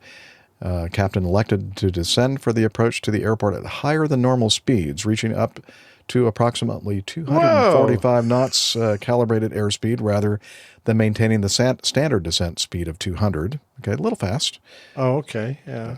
The anomaly in Sorry, I thought that was when he was actually on the approach and trying to configure, but it just seems we'll to get be to a that. standard descent speed. Okay. Yeah, you'll not be disappointed. Let's see. This anomaly in descent parameters was indicated to the captain by the FO. Okay, he spoke up. Brave man. Or he or she, whatever. However, the captain did not take any corrective action, and the FO did not make any further attempts after the captain basically gave him the side eye and said, "Don't ever dare ignored him tell completely. me anything that I'm doing wrong." Yeah, that's just not part of my personal operating procedures. The POP. At 10.1 nautical miles from the runway threshold, crossing 7,630 feet above mean sea level, the EGPWS, the EGPWS, triggered an alarm for 17 seconds, while the radio altitude height varied between 3,000 and 3,500 feet above ground level. Sounds like it was a terrain alarm. Must have been, yeah. It must have been high terrain around Gilgit. However, the captain did not take any corrective actions. Okay, so this thing's giving terrain warning, but for 17 seconds, and I don't hear it. Yeah, I can see the mountains I hear in nothing. the background there. Oh, okay, yeah, we see some mountains in the background and this, the aftermath of this accident. Disaster. Yeah. The aircraft leveled off at 2,000 feet. Throttles were retarded to flight level position. Is that right? Flight idle, I think. Flight idle. Is. Okay, thank you. Flight idle. Yeah. Oh, where they remained until landing. Okay. Didn't dare move them again. Okay. Yeah, that's not good. The speed reduced from 240 to 200. Descent was resumed after disengaging the autopilot. So this is all done so far on the autopilot. Crossing 700 feet radio altitude, throttles were set to climb override position to increase drag. Okay, this is a turboprop, so I don't quite understand that, honestly. At 513 feet radio altitude, the EGPWS alert was again triggered due to high rate of descent of 1,200 feet per minute. Doing 1,200 feet a minute at 500 feet above the ground. Yeah, wow. That's not good. That's not advised. Not good at all. That's fast. Wow. That's a lot. Yeah. During the base leg, the captain announced increase in tailwind. Surface. That looks like a heck of a tailwind. Okay. Surface wind at the time was reported to be calm, but gusts were present. The maximum tailwind at touchdown was 425 knots. Okay. So there really wasn't much of a tailwind. That's not 425. That's not 425, but 4-5 knots. Right. Due to higher altitude, the true airspeed of the aircraft was also quite high, and with no attempt to reduce speed, the calibrated airspeed would not reduce sufficiently for the aircraft to be brought to landing configuration, due which the aircraft flew base leg and clean configuration. Due to which the aircraft flew the base leg in a clean configuration, as opposed to the normal procedure of configuring the aircraft for landing prior to turning base leg. During the base leg, Captain asked the opinion of the first officer regarding a 360-degree turn in the valley to reduce speed for attaining the landing configuration. The FO was apprehensive of making a 360 turn because, in his opinion, the speed was too high for such a maneuver inside the valley that they were flying in. Moreover, he had no training or experience of such a maneuver in such a situation. Since the captain had not paid heed to the FO's observations previously, and also because of the experience, seniority, and instructor status of the captain, there you go, another instructor pilot. Another training captain. Oh, marvelous. Yes. The FO did not voice any opinion, but left the decision to the captain. The captain, not hearing any opinion from the FO, decided to continue with the approach. Oh, he must think this is good. Oh, yeah. He would definitely have not done it had the FO said so, I'm sure. Right. Exactly. At 488 feet RA and speed 184 knots, the too low gear warning sounded due to incorrect aircraft configuration. In other words, they didn't have the gear down yet. Well, no wonder they're so damn fast if you didn't have the gear down. Probably because he was so dang fast, he didn't want to overspeed the gear. Couldn't get the gear. Okay. I can see where all this is headed, right? It's a definitely unstabilized approach. And instead of saying, you know what, we should go around and try this again. Now, I've done this so many times like this, it's going to work out. That's not me speaking, but just, being hypothetical. The same warning was again repeated after 6 seconds at 500 feet. However, no action was taken by the captain. The captain initiated the base turn. It was not an academic pattern. I guess they mean like the kind of thing that you would learn in your manuals and training, how to fly a proper pattern. As the aircraft headed for the runway threshold at an angle of 10 to 15 degrees from runway heading instead of describing a circular arc. So it sounds like he cut off, kind of did a little shortcut, angled. Which would have added to his problems. Yeah, really. He should have done the opposite, Exactly. Get a little bit more room to lose the altitude done speed. a long cut. On initiation of the base turn, 15-degree flaps were selected at 175. The limiting speed is 180 at a height of 491 feet. I mean, this is all below 1,000 feet, which is crazy. Immediately after selecting the flaps, a landing gear leveler was selected to down and at 442 feet above ground at a speed of 174.57 nautical miles from the runway, whereas the speed for lowering landing gear is 170. So a little bit too fast. That's quite a low gear speed. Yeah, it is. And he that's why he was having trouble getting it down, obviously. I guess, yeah. Again, another warning from the Egyptwas system without any reaction from the captain. Crossing 500 feet above the ground with the gear still not down and locked. Flaps came to 15 degrees at 257 feet. Okay, now we're getting really close, folks, to the runway and the ground. At a height of 230 feet, the aircraft was put in a bank to align with the runway for landing. Okay, so we're kind of jinking a little bit, really close to the ground, not advised. The gear attained down and locked position once the aircraft was rolling out in line with runway 25 at a height of approximately 50 feet and speed of 162 to 163. I have a feeling that was probably a little fast. Okay, so that would have been fine for an Airbus A340. Right, but not for a ATR 42, apparently. No. Just short of entering the runway threshold area, the EGPWS warning of too low terrain was triggered at 55 feet and a rate of descent at 800 feet per minute. Gosh, okay. Wow. That's just no. The aircraft was still in a bank once touching the runway. I guess he was still in a bank and straightened down a runway heading at no, I'm sorry. I don't understand what that means. Once entering R/W and straightened out on runway heading at approximately 30 feet AGL. So I guess he was still in the air when he was still banking at 30 feet. Okay. At no time during base turn or finals did captain attempt to go. He was skillfully banking, though. Yeah, he was very highly skillfully banking the airplane. Full flaps could not be selected ever, as the speeds were too high once the aircraft entered runway at 160. Due to the high speed, the aircraft tendency was to float for longer distance. However, the captain made the aircraft touch down approximately 2,000 feet down at 150 knots calibrated airspeed. Ground speed was 170. 170 knots. Yep. Oh, there's that tailwind. With 3,400 feet of runway length remaining to stop the aircraft. Despite the higher landing speed, more than 115 knots ground speed, captain did not use thrust reverse and applied only brakes to stop the aircraft. The throttles were initially retarded to reverse, but then placed just below what's the GI? Ground idle position. Think it is. Thank you. As opposed to flight idle. Okay. Due to higher aircraft momentum, as a result of the higher speed, the brake application was insufficient to stop the aircraft on the runway. To avoid going off the runway, this is a good one, the captain veered the aircraft to the right at 75 knots and then attempted to turn the aircraft anti-clockwise, left, at 56 knots while advancing the right throttle. Are you kidding That'll help. me? Yeah, that's definitely going to help the situation. Now, there are times when you're taxiing an airplane on the ground that advancing the engine on the side that you want to, help the turn kind of thing. But not when you're already going way too fast. Taxi speed. You're not helping when yourself. You're desperately trying to get rid of the speed. Yeah. Due to centrifugal forces at high speed, the aircraft could not be controlled and departed from the runway surface. Yeah, big surprise. The unpaved ground added further stress onto the main landing gear.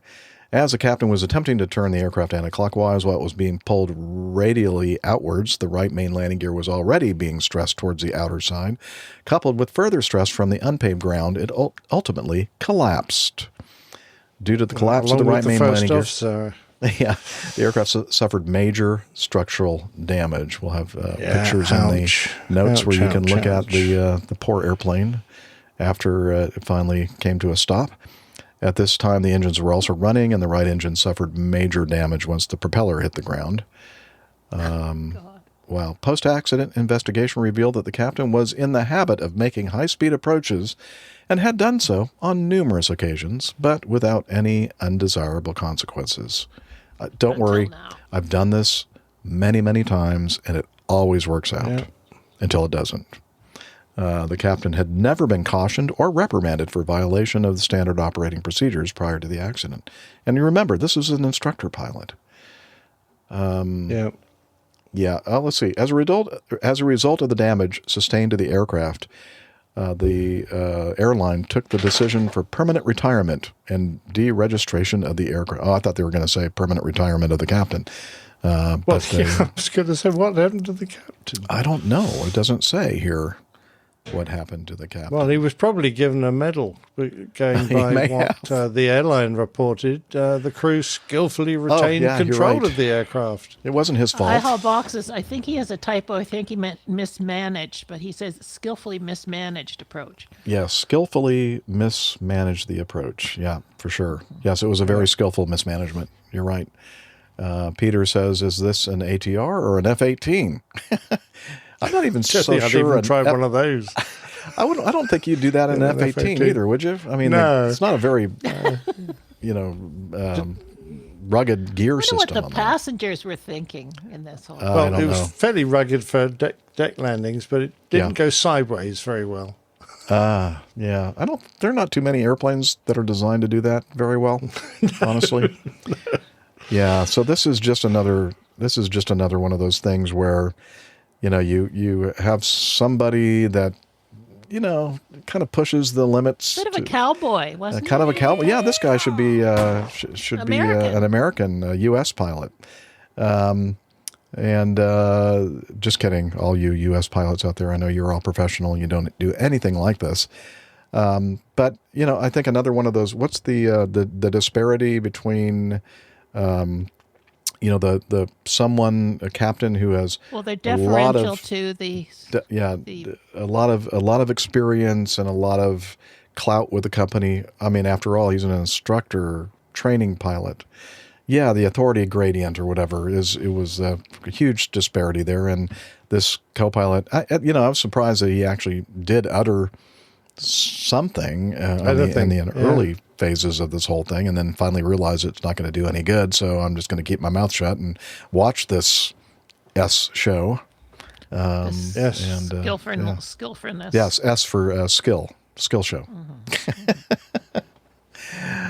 Oh, yeah. Wow. This is amazing. Somebody didn't die there. I really love. I think my favorite part, Nick, is when in to help steer it back over to the left as it's veering off to the right, adding power to the outboard engine there, the right engine. Yeah, that would have helped enormously. That was nice. Yeah. It was probably completely out of hand at that point anyway, so I'm not sure it really would have made a difference.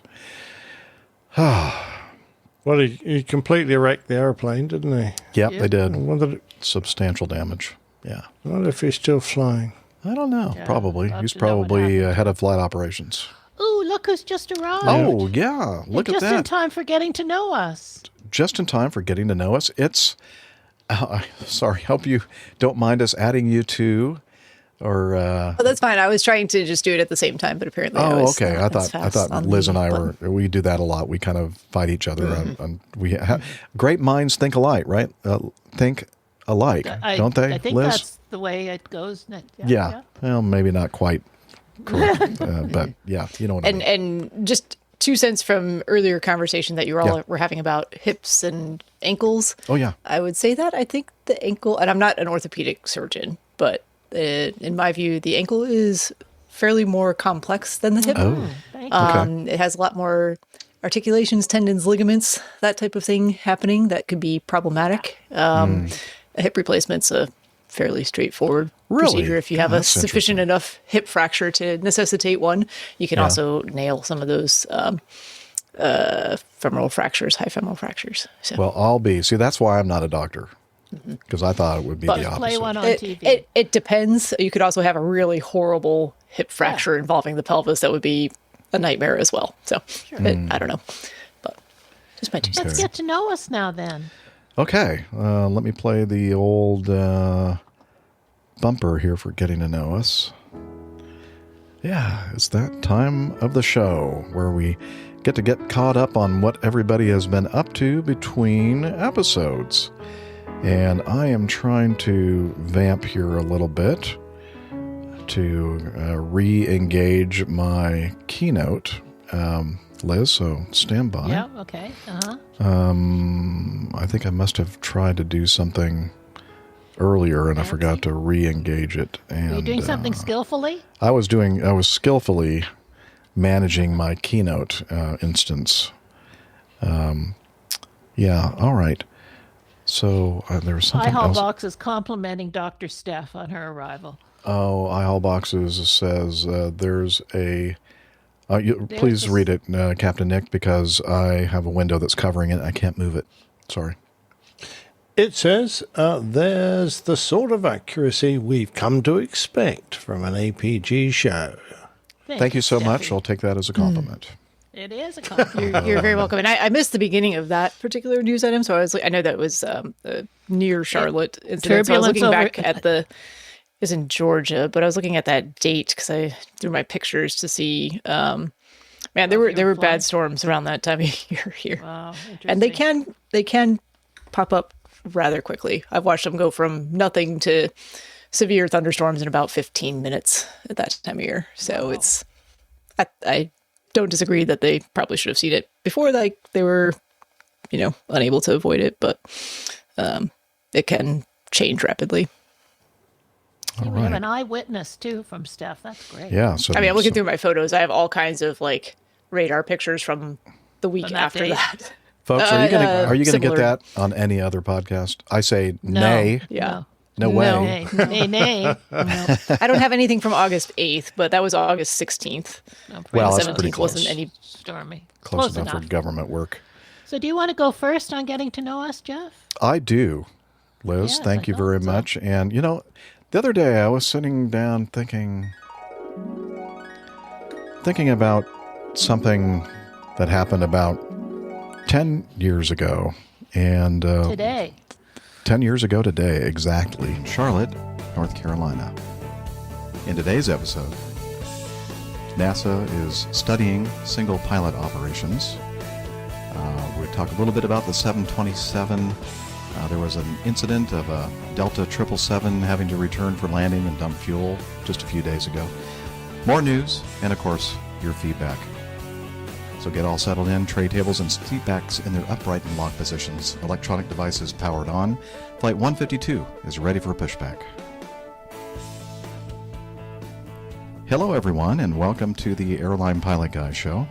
As I said, I'm Captain Jeff, and I'm here today with a first officer, or co-pilot, whatever you prefer. Yeah, co-pilot works, or first officer, whatever. Okay. This is Stephanie Plummer. Oh my gosh, I was so nervous. We call her Dr. Stephanie Steph. Plummer. Like what? A doctor what am I doing here? Osteopathy? Osteopathy. Gosh darn Very it. close. I always mess that up. It's the emphasis on the other syllable. Yes. Well, I'm doing it the British pronunciation. Right. Steph starts right out correcting so. Jeff. Sure I we'll love have it. to So much controversy here. In Britain knows. So I hope that you can hear Stephanie okay. She's using the microphone that I normally use, and I'm using a handheld microphone and kind of a little bit of a different setup here today. And that's why I'm overmodulating like crazy with my handheld microphone. Yeah. So And what was the location of that podcast where we recorded that again? It was at the Charlotte airport.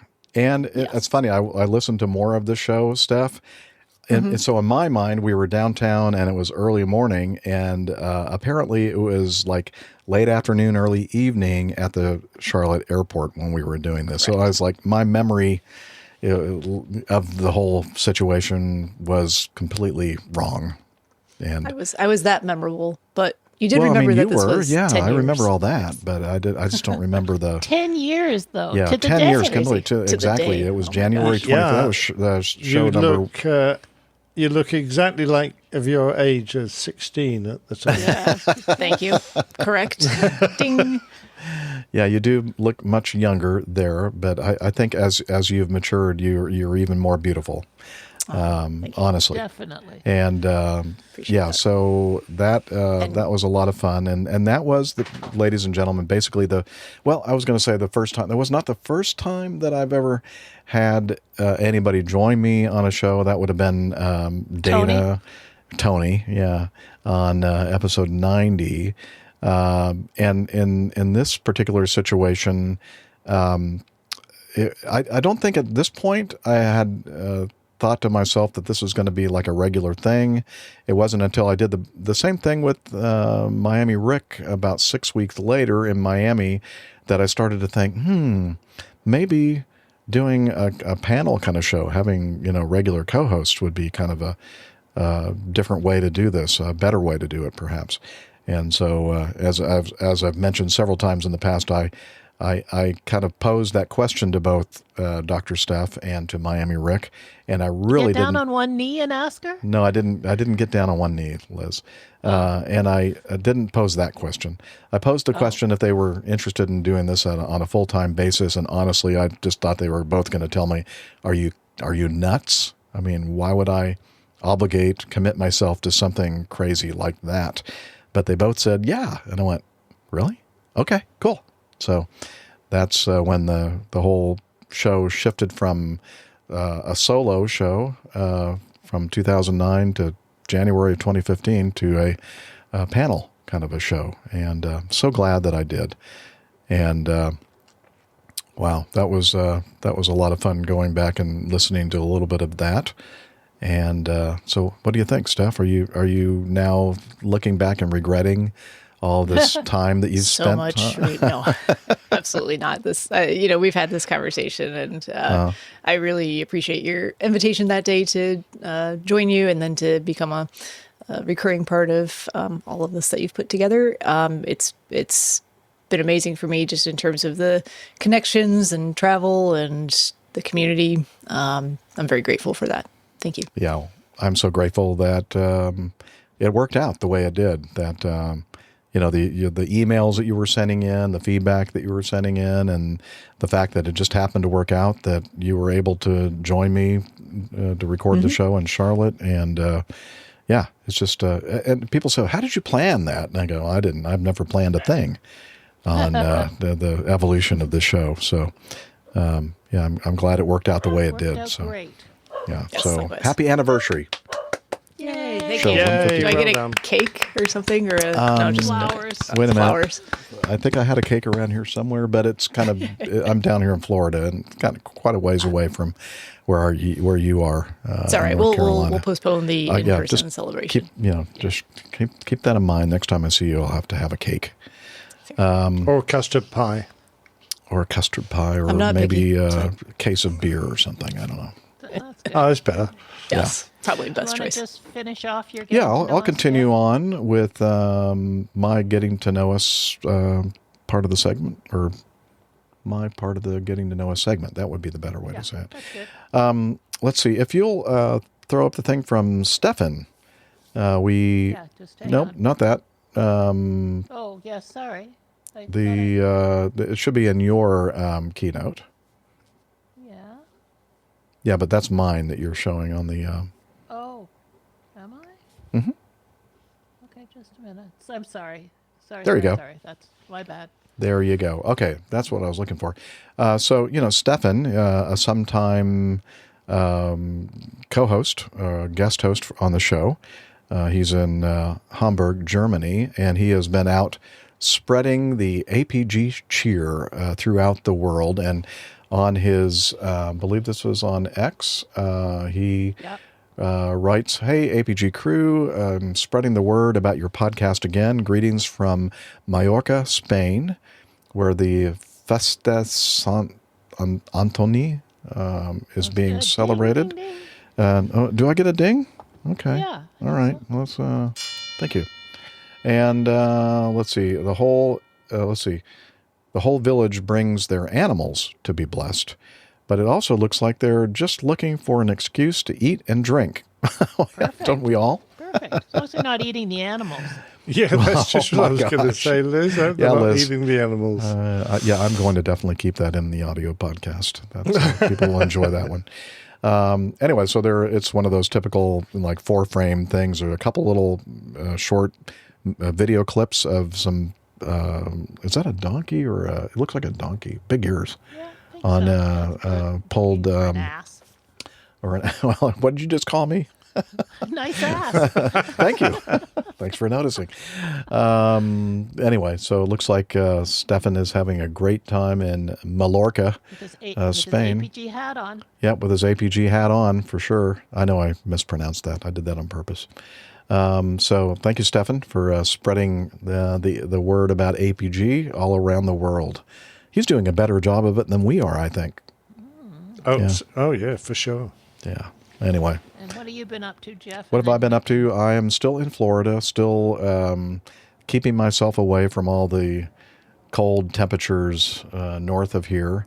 But I'm going to start heading back up north starting tomorrow. Tomorrow morning, before I check out of this campground, I'm going to winterize this thing again. I'm going to use the compressed air and blow out all the water. And I'm going to start heading up toward Atlanta. Probably going to stop halfway, like in Valdosta, Georgia, probably at a hotel. And then continue up to the Roswell, Alpharetta area for, the near future. And I think it's just going to be a day or two of keeping the rig winterized before I can safely reintroduce the water and go back to a campground dwelling. After that, looks like from what I can tell in the forecast that I'm going to be okay for a little bit, at least. I'm not sure what February is going to bring as far as cold temps. I'm sure it'll get cold again, but that's part of the fun of doing this, the adventure of just playing this whole thing by ear and not really planning too much into the future. So that is my plan. So, and that's pretty much, I've been here in this, I think the last time we did the show, I was at a Harvest Host little farm. And then, that's right. I did do something. I ended up going to a Harvest Host in a small neighborhood right downtown Tampa for Saturday night. And there was a meetup of a couple of YouTube influencer couples. They have separate channels. Then they got together to host a meetup RVers. In Tampa. RVers, yep. And at a brewery, Berry House, Barriehaus brewery, and had some good beer there. But most importantly, I got to meet a bunch of people that were fans of these folks doing the meetups, just like an APG meetup. It's just a lot of fun, drinking, eating, and having great conversation with people that share a common interest. And the next day, Sunday, I left and headed over to where I am now, which is Lakeland, kind of full circle, because this, you'll probably remember if you've been listening to the show for at least, 7-8 months.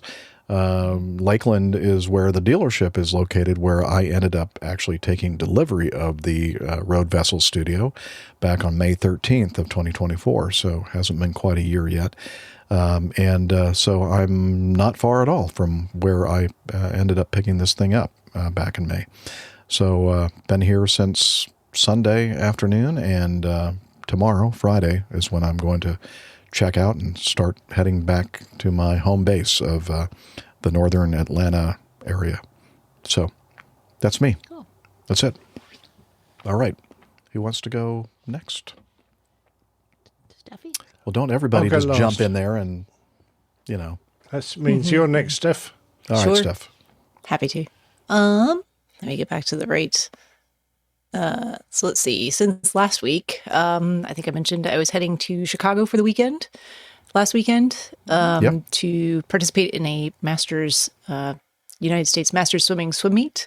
So I provided a couple of photos of that. This is a good one. So I've been swimming for a very long time. I know we talk about athletic stuff on the show all the time, usually running stuff, but my background is really as a swimmer. So the picture on the left of the screen there, where we're all kids, it's my brother, two of my best friends, and myself. And then at this swim meet this past Saturday, it's the four of us from that original picture, plus our other younger brother who was not of swimming age yet in the previous photo. So we're all still friends. We all still get together, and some of us still go to swim meets together. Yeah. So that was a lot of fun. Very cool. None of us swam spectacularly well, but it was a lot I think I had a little bit video clip of. If you'll swap the keynote instance out, and then and gosh, this is difficult for me to show because it's actually not great. Oh, wow. Okay. Let me. There we go. It's loud. Sorry. Let me. Yeah. Let me turn down the. Oh, did I send you? Oh, I sent you the wrong one. I'm sorry. Did you? I think that's the incorrect. Oh. Yeah. Sorry. You don't have to play that one. That's not the right one. Okay. It's just somebody swimming in the background. I was trying to figure out who this was that I was watching. Some of it's my brother swimming. No, it should. Okay. It should have been the other one. I'm sorry. That's right. Anyway, it's okay. Show notes, we'll have the right one. We'll put it in the show notes if you want to see me swimming a 50-yard backstroke event in the lane next. I'll be very easy to pick out, I think, but next to my brother. And he beat me by like 2.5 seconds, even though he doesn't train at all. But I'm going to blame it on my recent knee rehab that's still going on. My start was abysmal because I couldn't.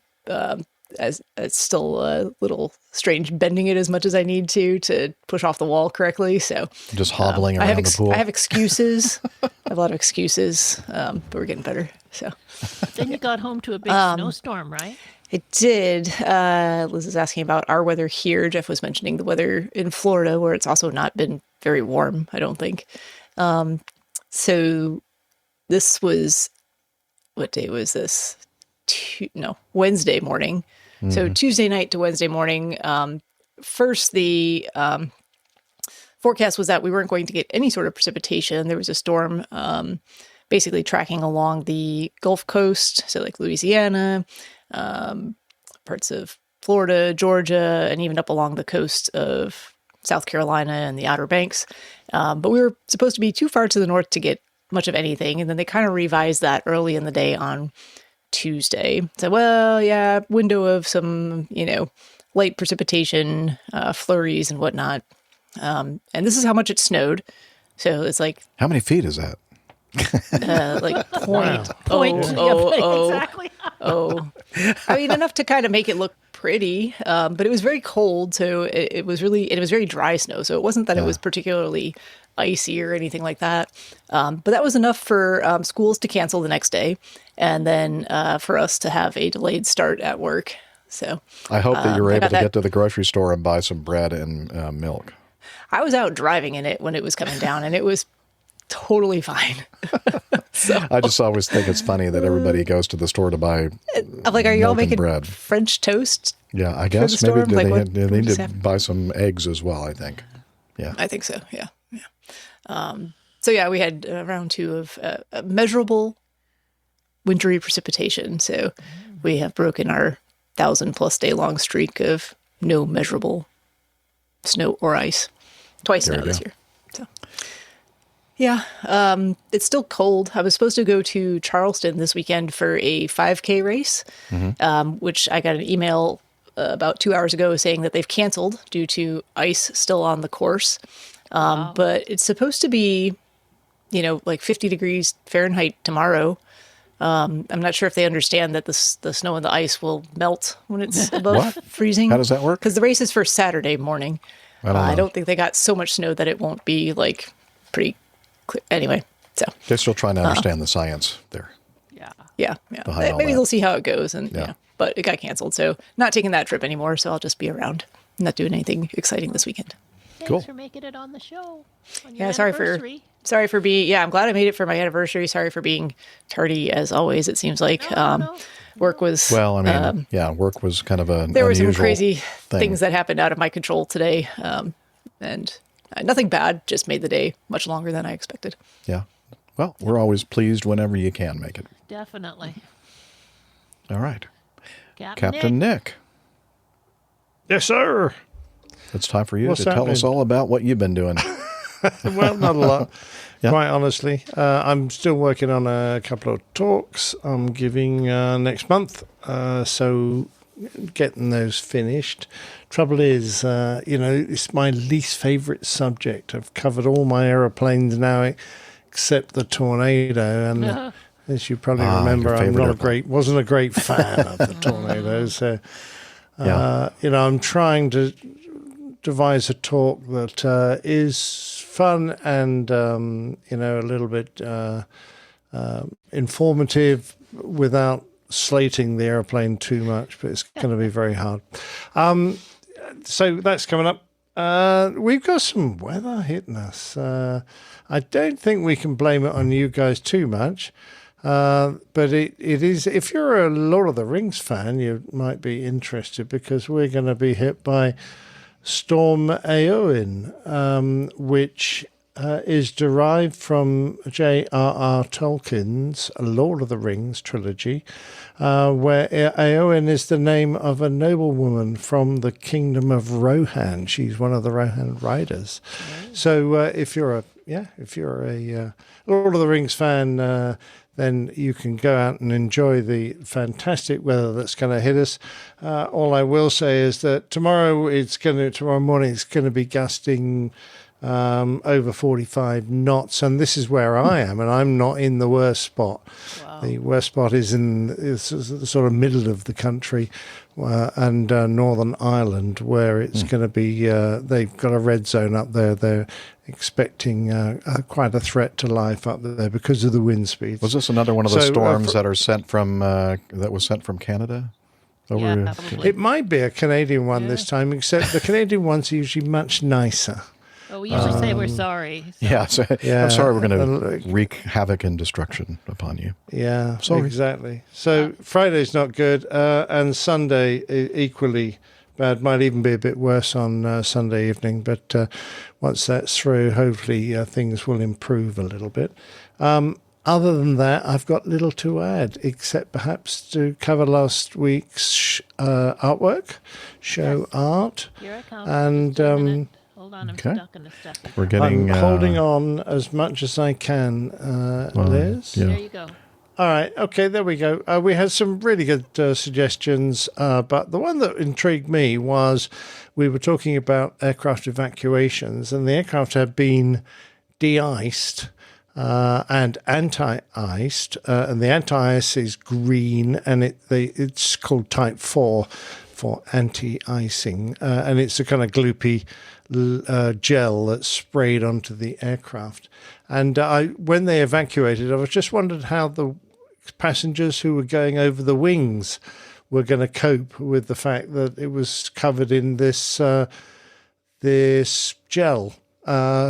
So that was the theme of the artwork. So slip and slide Type 4 going green. Everybody ready for a wild wet ride? Yeah. Yeah, so our AI managed to produce a reasonable effort. It took me many goes to get that. They're somehow sliding uphill. So I don't know. I'm looking at this. Do that. So on the left side is the trailing edge, right? No, yeah. It's an AI airplane wing. It's like how they do like hands and things and arms, where it's like a Mooney winglet. A Mooney winglet, I think, is what that is. Yeah, the flapping winglet. Yeah, forward. Good question. But there you go. And of course, it was actually snowy, and this looks like it's midsummer. So I don't know why you'd be putting anti-icing on in midsummer, but it actually because it's put fun. some people on it. Yeah, indeed. You get to see girls in bathing suits. Yeah. Yeah, we did. In fact, there was another one that was actually quite revealing, which was a bit odd for the AI because normally they bulk at things like that. Yeah. Certainly, they normally bulk when I try and get things like, because we've been talking about a 787 that dumped all its effluent out of the back of the airplane. Yes. Yeah, that would be impossible because as soon as you mention poo and things, it comes up with a warning and won't do anything. Oh, poo. So, yeah, exactly. So this is just like Steffi in the pool. There she is on the wing there. Yeah. There we go. I think that's probably her, the closest one to us. Yeah. Me, in the green slime. Listen, back in the day when we were lifeguards and had water slides, we would add some additional slipperiness to the water slides to make them more fun after hours. It was some Usually Vaseline or baby something. oil. Yeah. Ooh. All right. Okay. And tequila to the water. Yeah. We were all, no one was of age, so that wouldn't. Well, has that ever stopped you? No. So if we're looking for the logo, you can just see it emerging through Right the next green to Steffi gloop. there. Yeah, right next to Steph, and that's on the wing. And the show number. That was obscure. That was very obscure. I gave up. I couldn't find it. 647 down there on that cargo container that's down there just beside the wing. Toffee. Yeah. Anyway, good luck if you manage to get those. stuff, Well Nick. done. Yep. Nice job. And I've got some ideas for this week, but we'll see what everyone else comes up with at the end. I don't think Turbulence will feature. It might do. You never know. Sorry, You Tim. won't be able to use AI to make the photo, unfortunately. Well, yes, I'll have to figure something out. I found that calling it a gloopy, lumpy brown mud sometimes works. That's clever. Yeah, well. All right, let's do a quick coffee fund and a few feedback. That's what I always call it, too. All right. So it looks like it's now time for the coffee fund. Johnny, how much more coffee? No thanks. I love coffee. I love tea. I love the APG community. Coffee and tea and the Java and me. A cup, a cup, a cup, a cup, a cup. Oh, yeah. The Coffee Fund. It's your way, dear listener, to support our show financially if you have the financial resources to do so. A couple different ways to do that. One is the Coffee Fund Classic method, and since the last episode, I don't think we had any new contributions there. However, the bulk of folks that support us through the Coffee Bar Club use Patreon. They become patrons of our show. And since this is Coffee Fund wait a Classic. minute. No, This is Coffee I'm Fund wrong. Classic. We don't have any new patrons. I got it all backwards. We actually have two people that used the Coffee Fund Classic method, not the Patreon method. And they are Magnus Gladden from Sweden. We got to meet Magnus on our meetup at the what do we call it? The Royal Air Force Museum outside London. Right? Oh, Captain Nick's not here to help me out. Anyway, thank you, Magnus, for giving us a very nice, generous contribution.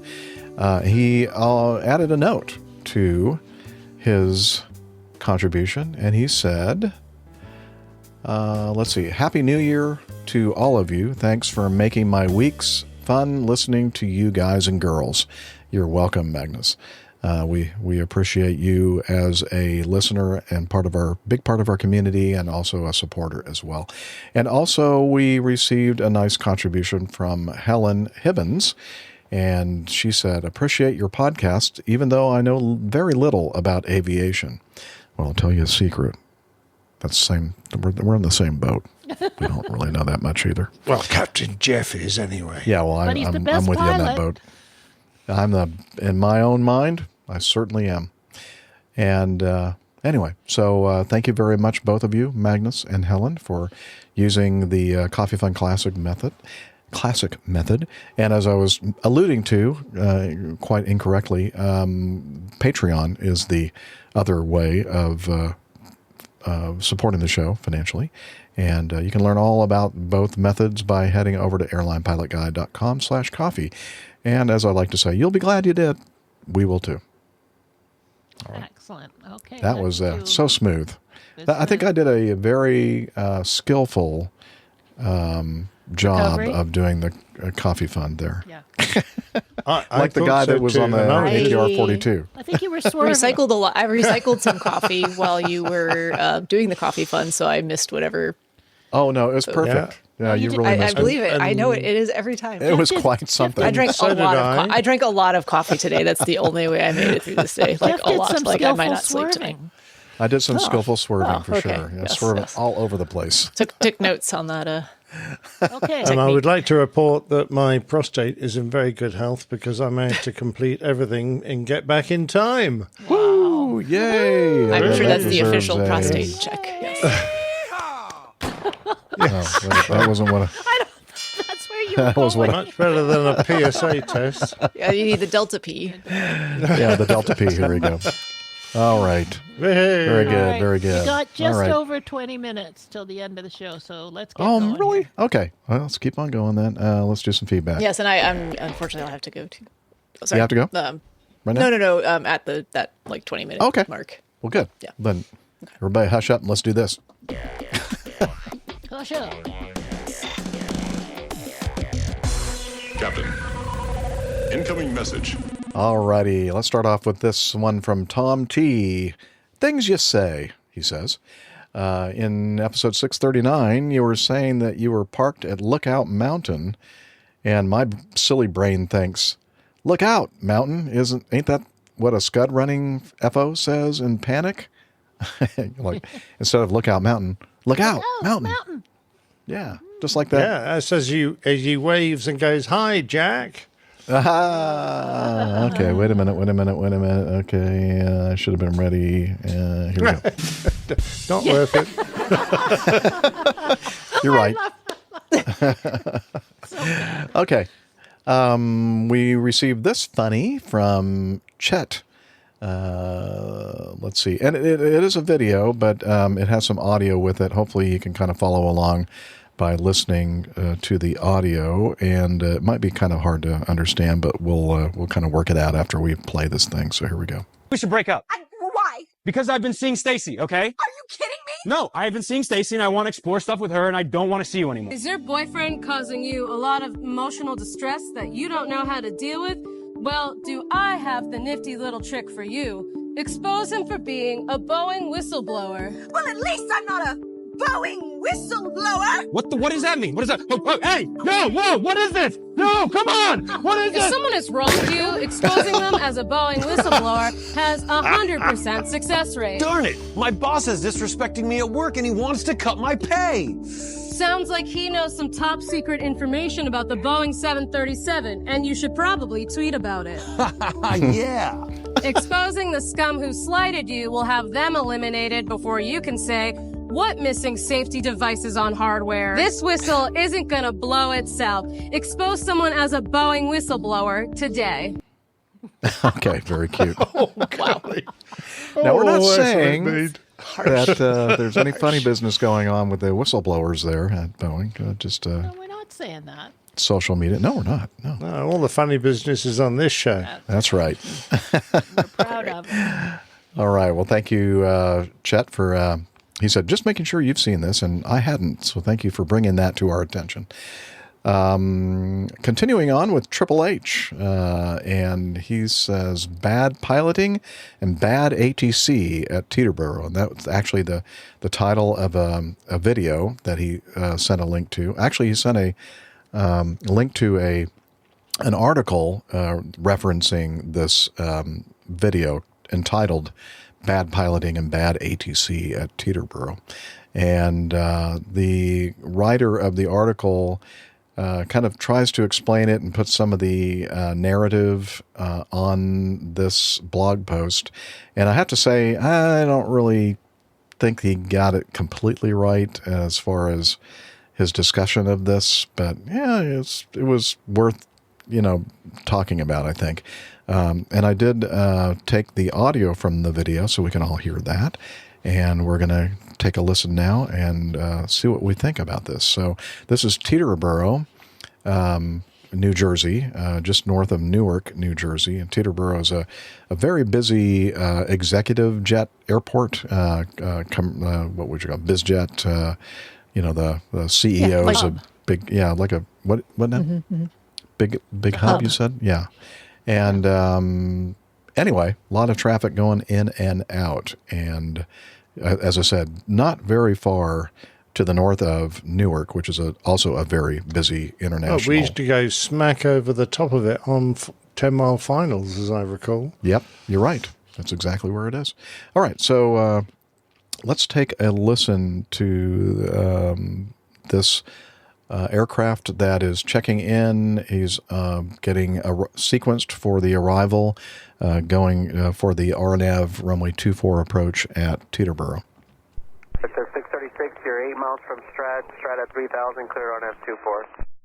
Travis, clear on F24, this is 636. Newark, FlexJet 566, 4000, 040 on the heading. Steph 562, altimeter 2975, good morning. Good evening, FlexJet 562, 4000, 040 on the heading. FlexJet 562, New York approach, good morning, hello. Just 636, is everything okay? Sure. Okay, because I gave you Strat at 3000. Strat is 5 miles behind you and you're still at 4000. Uh-oh. This is 636, we're going to 3000 now. So we had at or about 3000 to Strat towards the approach. Okay, I'm pausing. So, what is he right about that? He said we heard at or above 3,000 at Strad. Let's hear again what the controller said. It says 636. You're 8 miles from Strad. Strad at 3,000. Clear on F24. Yeah, he clearly said at 3,000. Yeah, he didn't. The readback didn't include the altitude restriction 3,000 at Strad, but the controller indeed told him cross Strad at 3,000. Okay, continuing. Say again. So 636, we heard at or about 3,000 for the approach to Strat. Okay, just at least when you get to Wheezy, make sure you're at 2 there, all right? We'll get to Wheezy 2, that's just 636. Thanks. M10.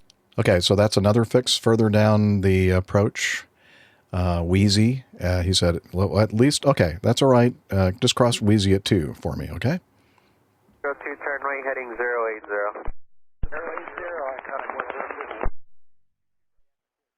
New York approach, extension 633, 4000, Lima. New York approach, extension 633, 4000, Lima. 633, good morning, altimeter 2975. Steph 562, descend to maintain 3000. 3000, FlexJet 562. Sam 102, direct to Wheezy, speed 170.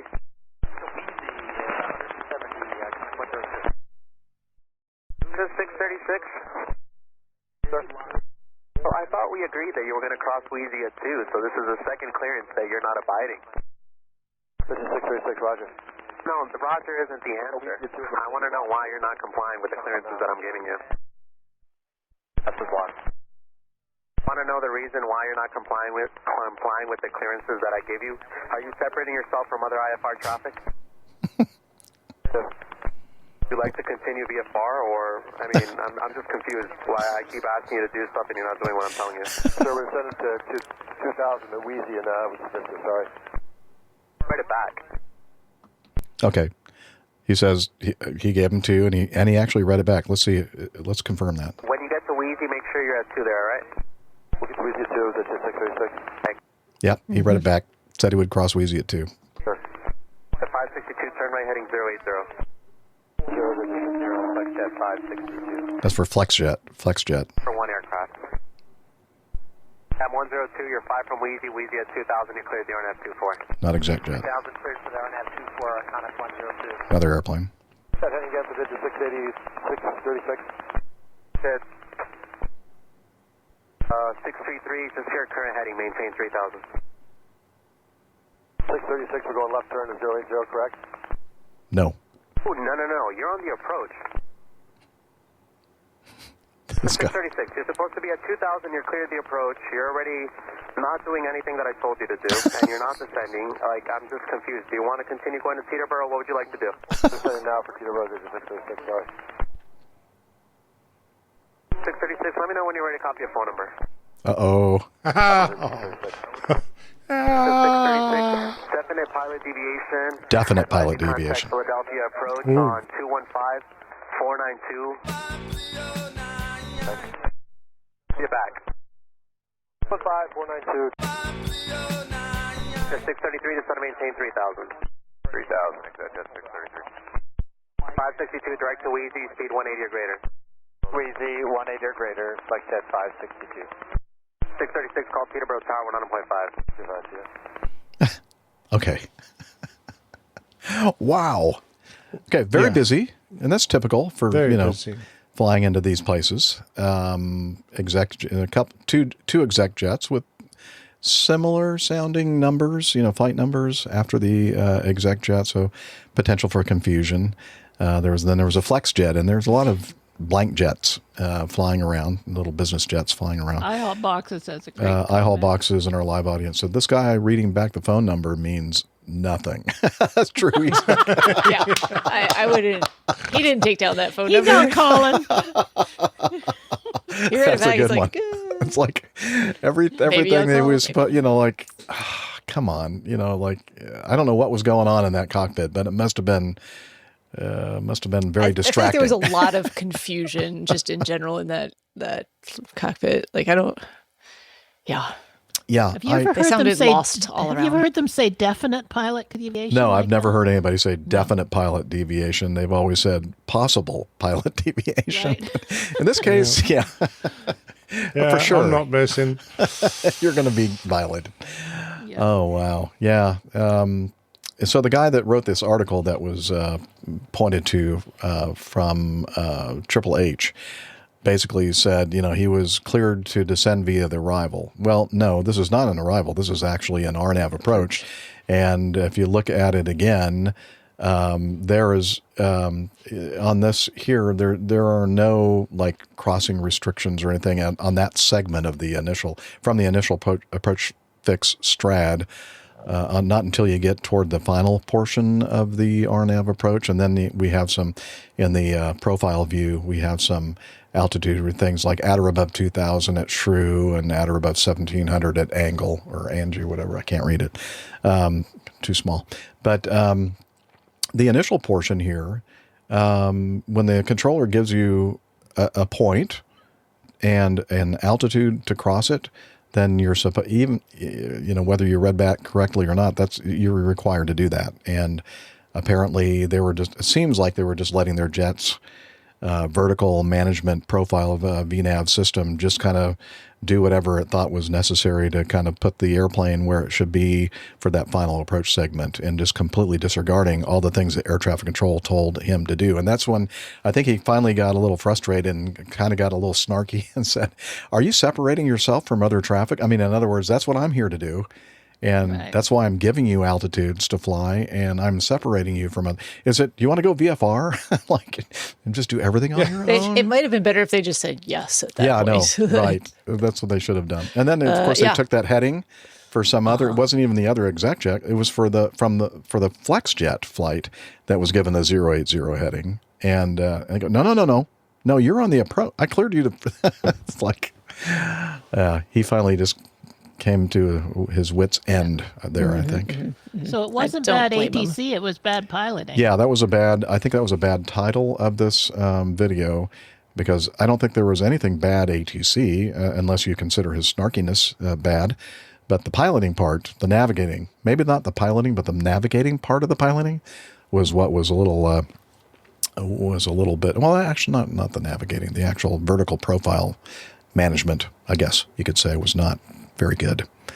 So, yeah. Anyway, I thought that was so we probably got an a interesting chance for maybe one more and then wrap it up, I think, Jeff. Okay. What do you think? Should we go with this one from Roberta? With Roberta, yeah. Okay. We'll go with our BC Canadian, Roberta, and her feedback is entitled Coincidences. Recently, I've been having great fun figuring out how airport runways are numbered and used. When you talk about a runway on the show, I study the runway map while I listen. Oh, very good. My most recent thrill came from observing a Mayday flight on Flight Radar 24 as it was coming into Tokyo Narita NRT. At that time, they were using 3-4 right to land and 3-4 left to take off. I was able to predict that they would use 3-4 left for the Mayday flight. And I was right. They halted the departures on 3-4 left, and the Mayday landed there. And other flights kept landing on 3-4 right. I confess, I'm rather proud of myself. Well, that's because of you listening to the Airline Pilot Guy show. You've education. You've absorbed all this. You know knowledge. more than we do now. Yeah, well, I know. Don't tell her that. Okay, so I have a story and a question for the crew. I love a coincidence, and I experienced an APG-related one the other day. On Monday, December 30th, I was listening to episode 484, August 21st, 2021, wow, while listening to a story that involved Redding Airport, RDD, in California, which I've never heard of. And then I got an emergency alert from Flight Radar 24 about a flight from, wait for it, Redding. What are the chances of that? Full details of the flight are attached. It appeared to land safely. So this brings me to my question. What interesting coincidences have you experienced as a pilot? I'm sure the crew must have a few good stories. I don't know. Coincidences. Steffi met up with Jeff 10 years ago in Yeah, Charlotte? that was a coincidence. That's a good coincidence. We were co-incident. Yes. were? I would say maybe the coincidence was that Jeff had a layover here, and it worked out with my schedule. Right. And that's a miracle, not a we coincidence. were both eager to enjoy a local IPA. Yes, we were. And we had done so a few times before that on layover. I remember Steph coming by in one of her older Jeeps at the time. How many Jeeps have you had? 5. Wow. Okay. And so that was not your but first that's one. since 1999. Yeah. Okay. And I remember her pulling up. I always forget your dog's name. That big giant dog. Oh, that was Hooch. Hooch. Hooch was in the back of the Jeep, and all the doors were off, and the top was off. She goes, "Let's go. Let's drink some good North Carolina." But am I getting that right? I don't think the dog was in the car because I wouldn't have, unless we could sit outside. Were we sitting outside? Yeah, somewhere? we were sitting outside. I definitely remember the dog. Yeah, Unless I was knew. seeing things. I think I was thinking about a different coincidence. How much had you had to drink, Jeff? Well, at that point I had nothing to drink, but I did have a few when we were visiting the various breweries. Isle Boxes has a coincidence here. Oh, Isle Boxes says it was a coincidence landing on my first attempt. Yeah. Wow, that's good. It's a good coincidence. Yeah. Not a. That's a good one. It was a coincidence that you touched down and the runway was right below the landing gear when it touched down. So Indeed. Wow, what a coincidence. That's a good Skill for coincidence. swerving required. Any coincidences, Captain Nick?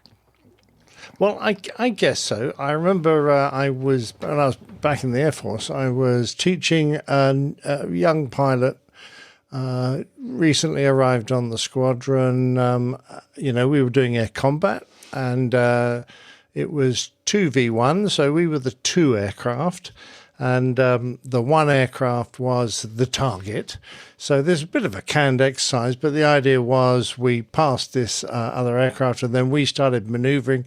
He started maneuvering, and the idea was to coordinate between us two to get one of us into a position to kill him.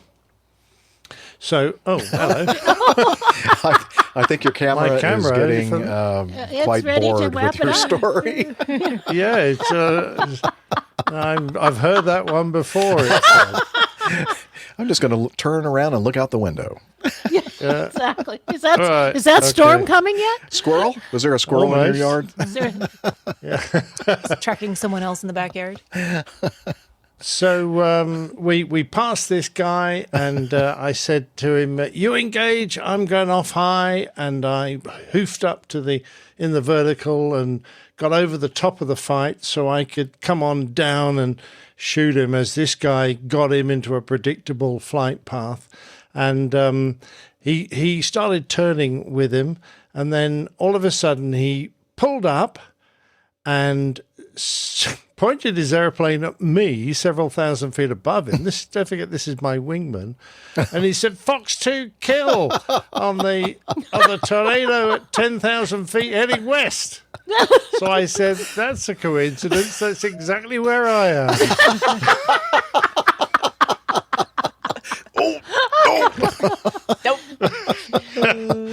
So there was zero separation. What happened to the real target? What happened to them? They were just watching the whole thing. He scooted off and exited stage left, of course, while we had a little bun fight of our own. Interesting. That's funny. That's what learning is all about. Yeah, I guess he was funny. Quite embarrassed by that. Just a wee bit. Yes. I'm sure you didn't rub that in at all and make it. No, make I a didn't fool of remind him for the next 3 years. That's a good one. That's a good one. Well, we've got a coincidence here. It's time to wrap up. What a the show. coincidence! Time for the end of the show. We're going to go ahead and wrap it up. We do have a couple of feedback. By the way, if you're out there and you have a question that you would like for the crew to answer, or something that you want us to give our opinion about, or advice even, if you dare. Send them in. We're open for business at feedback@airlinepilotguy.com. So please feel free to do that. In the meantime, we have a few pieces of feedback that are still left in the feedback, the mailbag, from Shane and Sam and let's see. Mike Smith. Mike Smith. And I don't have it expanded enough to see some of these names. Peter Tarantelli. Okay, Peter Tarantelli, Sean McHale, and another one from Roberta. So we're going to transfer those over to our next show folder. And so if you out there want to send us some feedback, please feel free. And now we're going to wrap it up by pointing you to our website, airlinepilotguy.com, as we always do. And there's lots of good stuff over there. Just check it out. And we also are on social media, or what I like to call the social meds. If you are a fan of the social media, you can find us several places. That would be facebook.com/airlinepilotguy. Also on X at APG Crew, and find our individual handles pinned to the top of that page. If you're searching like the rest of us for the numbers in Captain Nick's show artwork, that can be found on Instagram, instagram.com/APG Crew. And to watch these video recordings of the live shows, youtube.com/@airlinepilotguy/streams. By the way, and before you do that, on that last one, YouTube, I tried to reorder the thing. So if you just go to youtube.com/airlinepilotguy, I think that it will kind of show you a list of our last few episodes in video format. You don't necessarily have to go to streams now, I believe, if I've done that right. So I just haven't changed the... we'll have to verify. And then, the slide. Yeah, just... Anyway, because that's what you're probably there for, right? To kind of check out what we're doing behind the scenes on video and how we're making the sausage, which is quite messy. Anyway, go ahead, Steph. That wraps up the social medias with the exception of Slack. So I'm hoping Slack. Hillel is around. I think he is. I hear the water again. Or maybe there's a leak in this thing. Uh-oh. Hey, hello. Did you tell us about Slack? Okay, but I'm dripping wet. I know it's raining outside too. Well, it was earlier. I'm not sure if it is now. Anyway, come on over here. I'm going to give you the microphone and tell us about Slack. APG listeners, please join us on our Slack team. Slack is a communication, coordination, and sharing platform that works on your mobile, laptop, or browser. On Slack, we share news and ideas, we suggest episode and Plain Tales topics, we plan events and meetups. To get into the Slack team, please email me at slack@airlinepilotguy.com. That's SLACK, Sierra Lima Alpha Charlie Kilo @airlinepilotguy.com. Or send me a tweet with your preferred email address to @Hillel, and I'll send you an invitation. That's Hillel, spelled Hotel India 11 Echo 1, and see you in Slack. All right. Thanks a lot, hello. Fire in the hole! Too much information. What did the kids say? TMI? TMI. Definitely. Yeah. All right.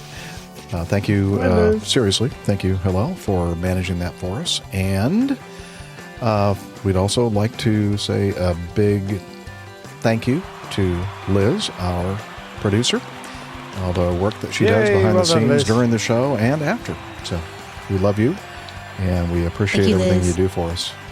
And great to see the both of yous next to me over here, Steph Just of yous.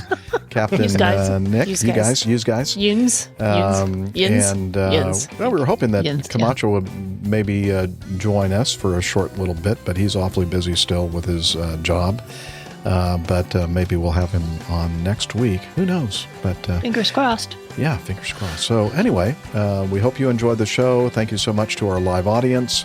They always provide a lot of entertainment and very little information. So I do appreciate that. Just like us. Yep, just like Yep. Good point. And with that, we're going to go ahead and say, wishing you all clear skies, unlimited visibility, talons, Douglas. Cheers, y'all. Bye, everybody. See you next time, and happy anniversary, Steph. Thank you. 10 years. You must be crazy. Yeah, he's up in the sky. It's the airline pilot guy. Good day.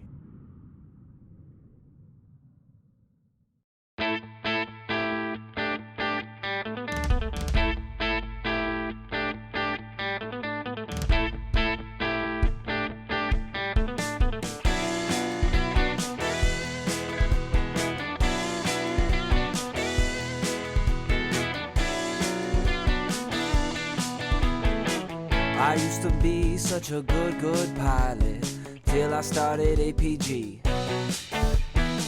I opened doors for little old ladies. I helped them to their seats. Airline pilot guy, I fly America. Oh, airline pilot guy, he can land in heavy fog. I got no friends 'cause I'm always flying. I just don't have the time. But I can land this old plane. I can land it just fine. Airline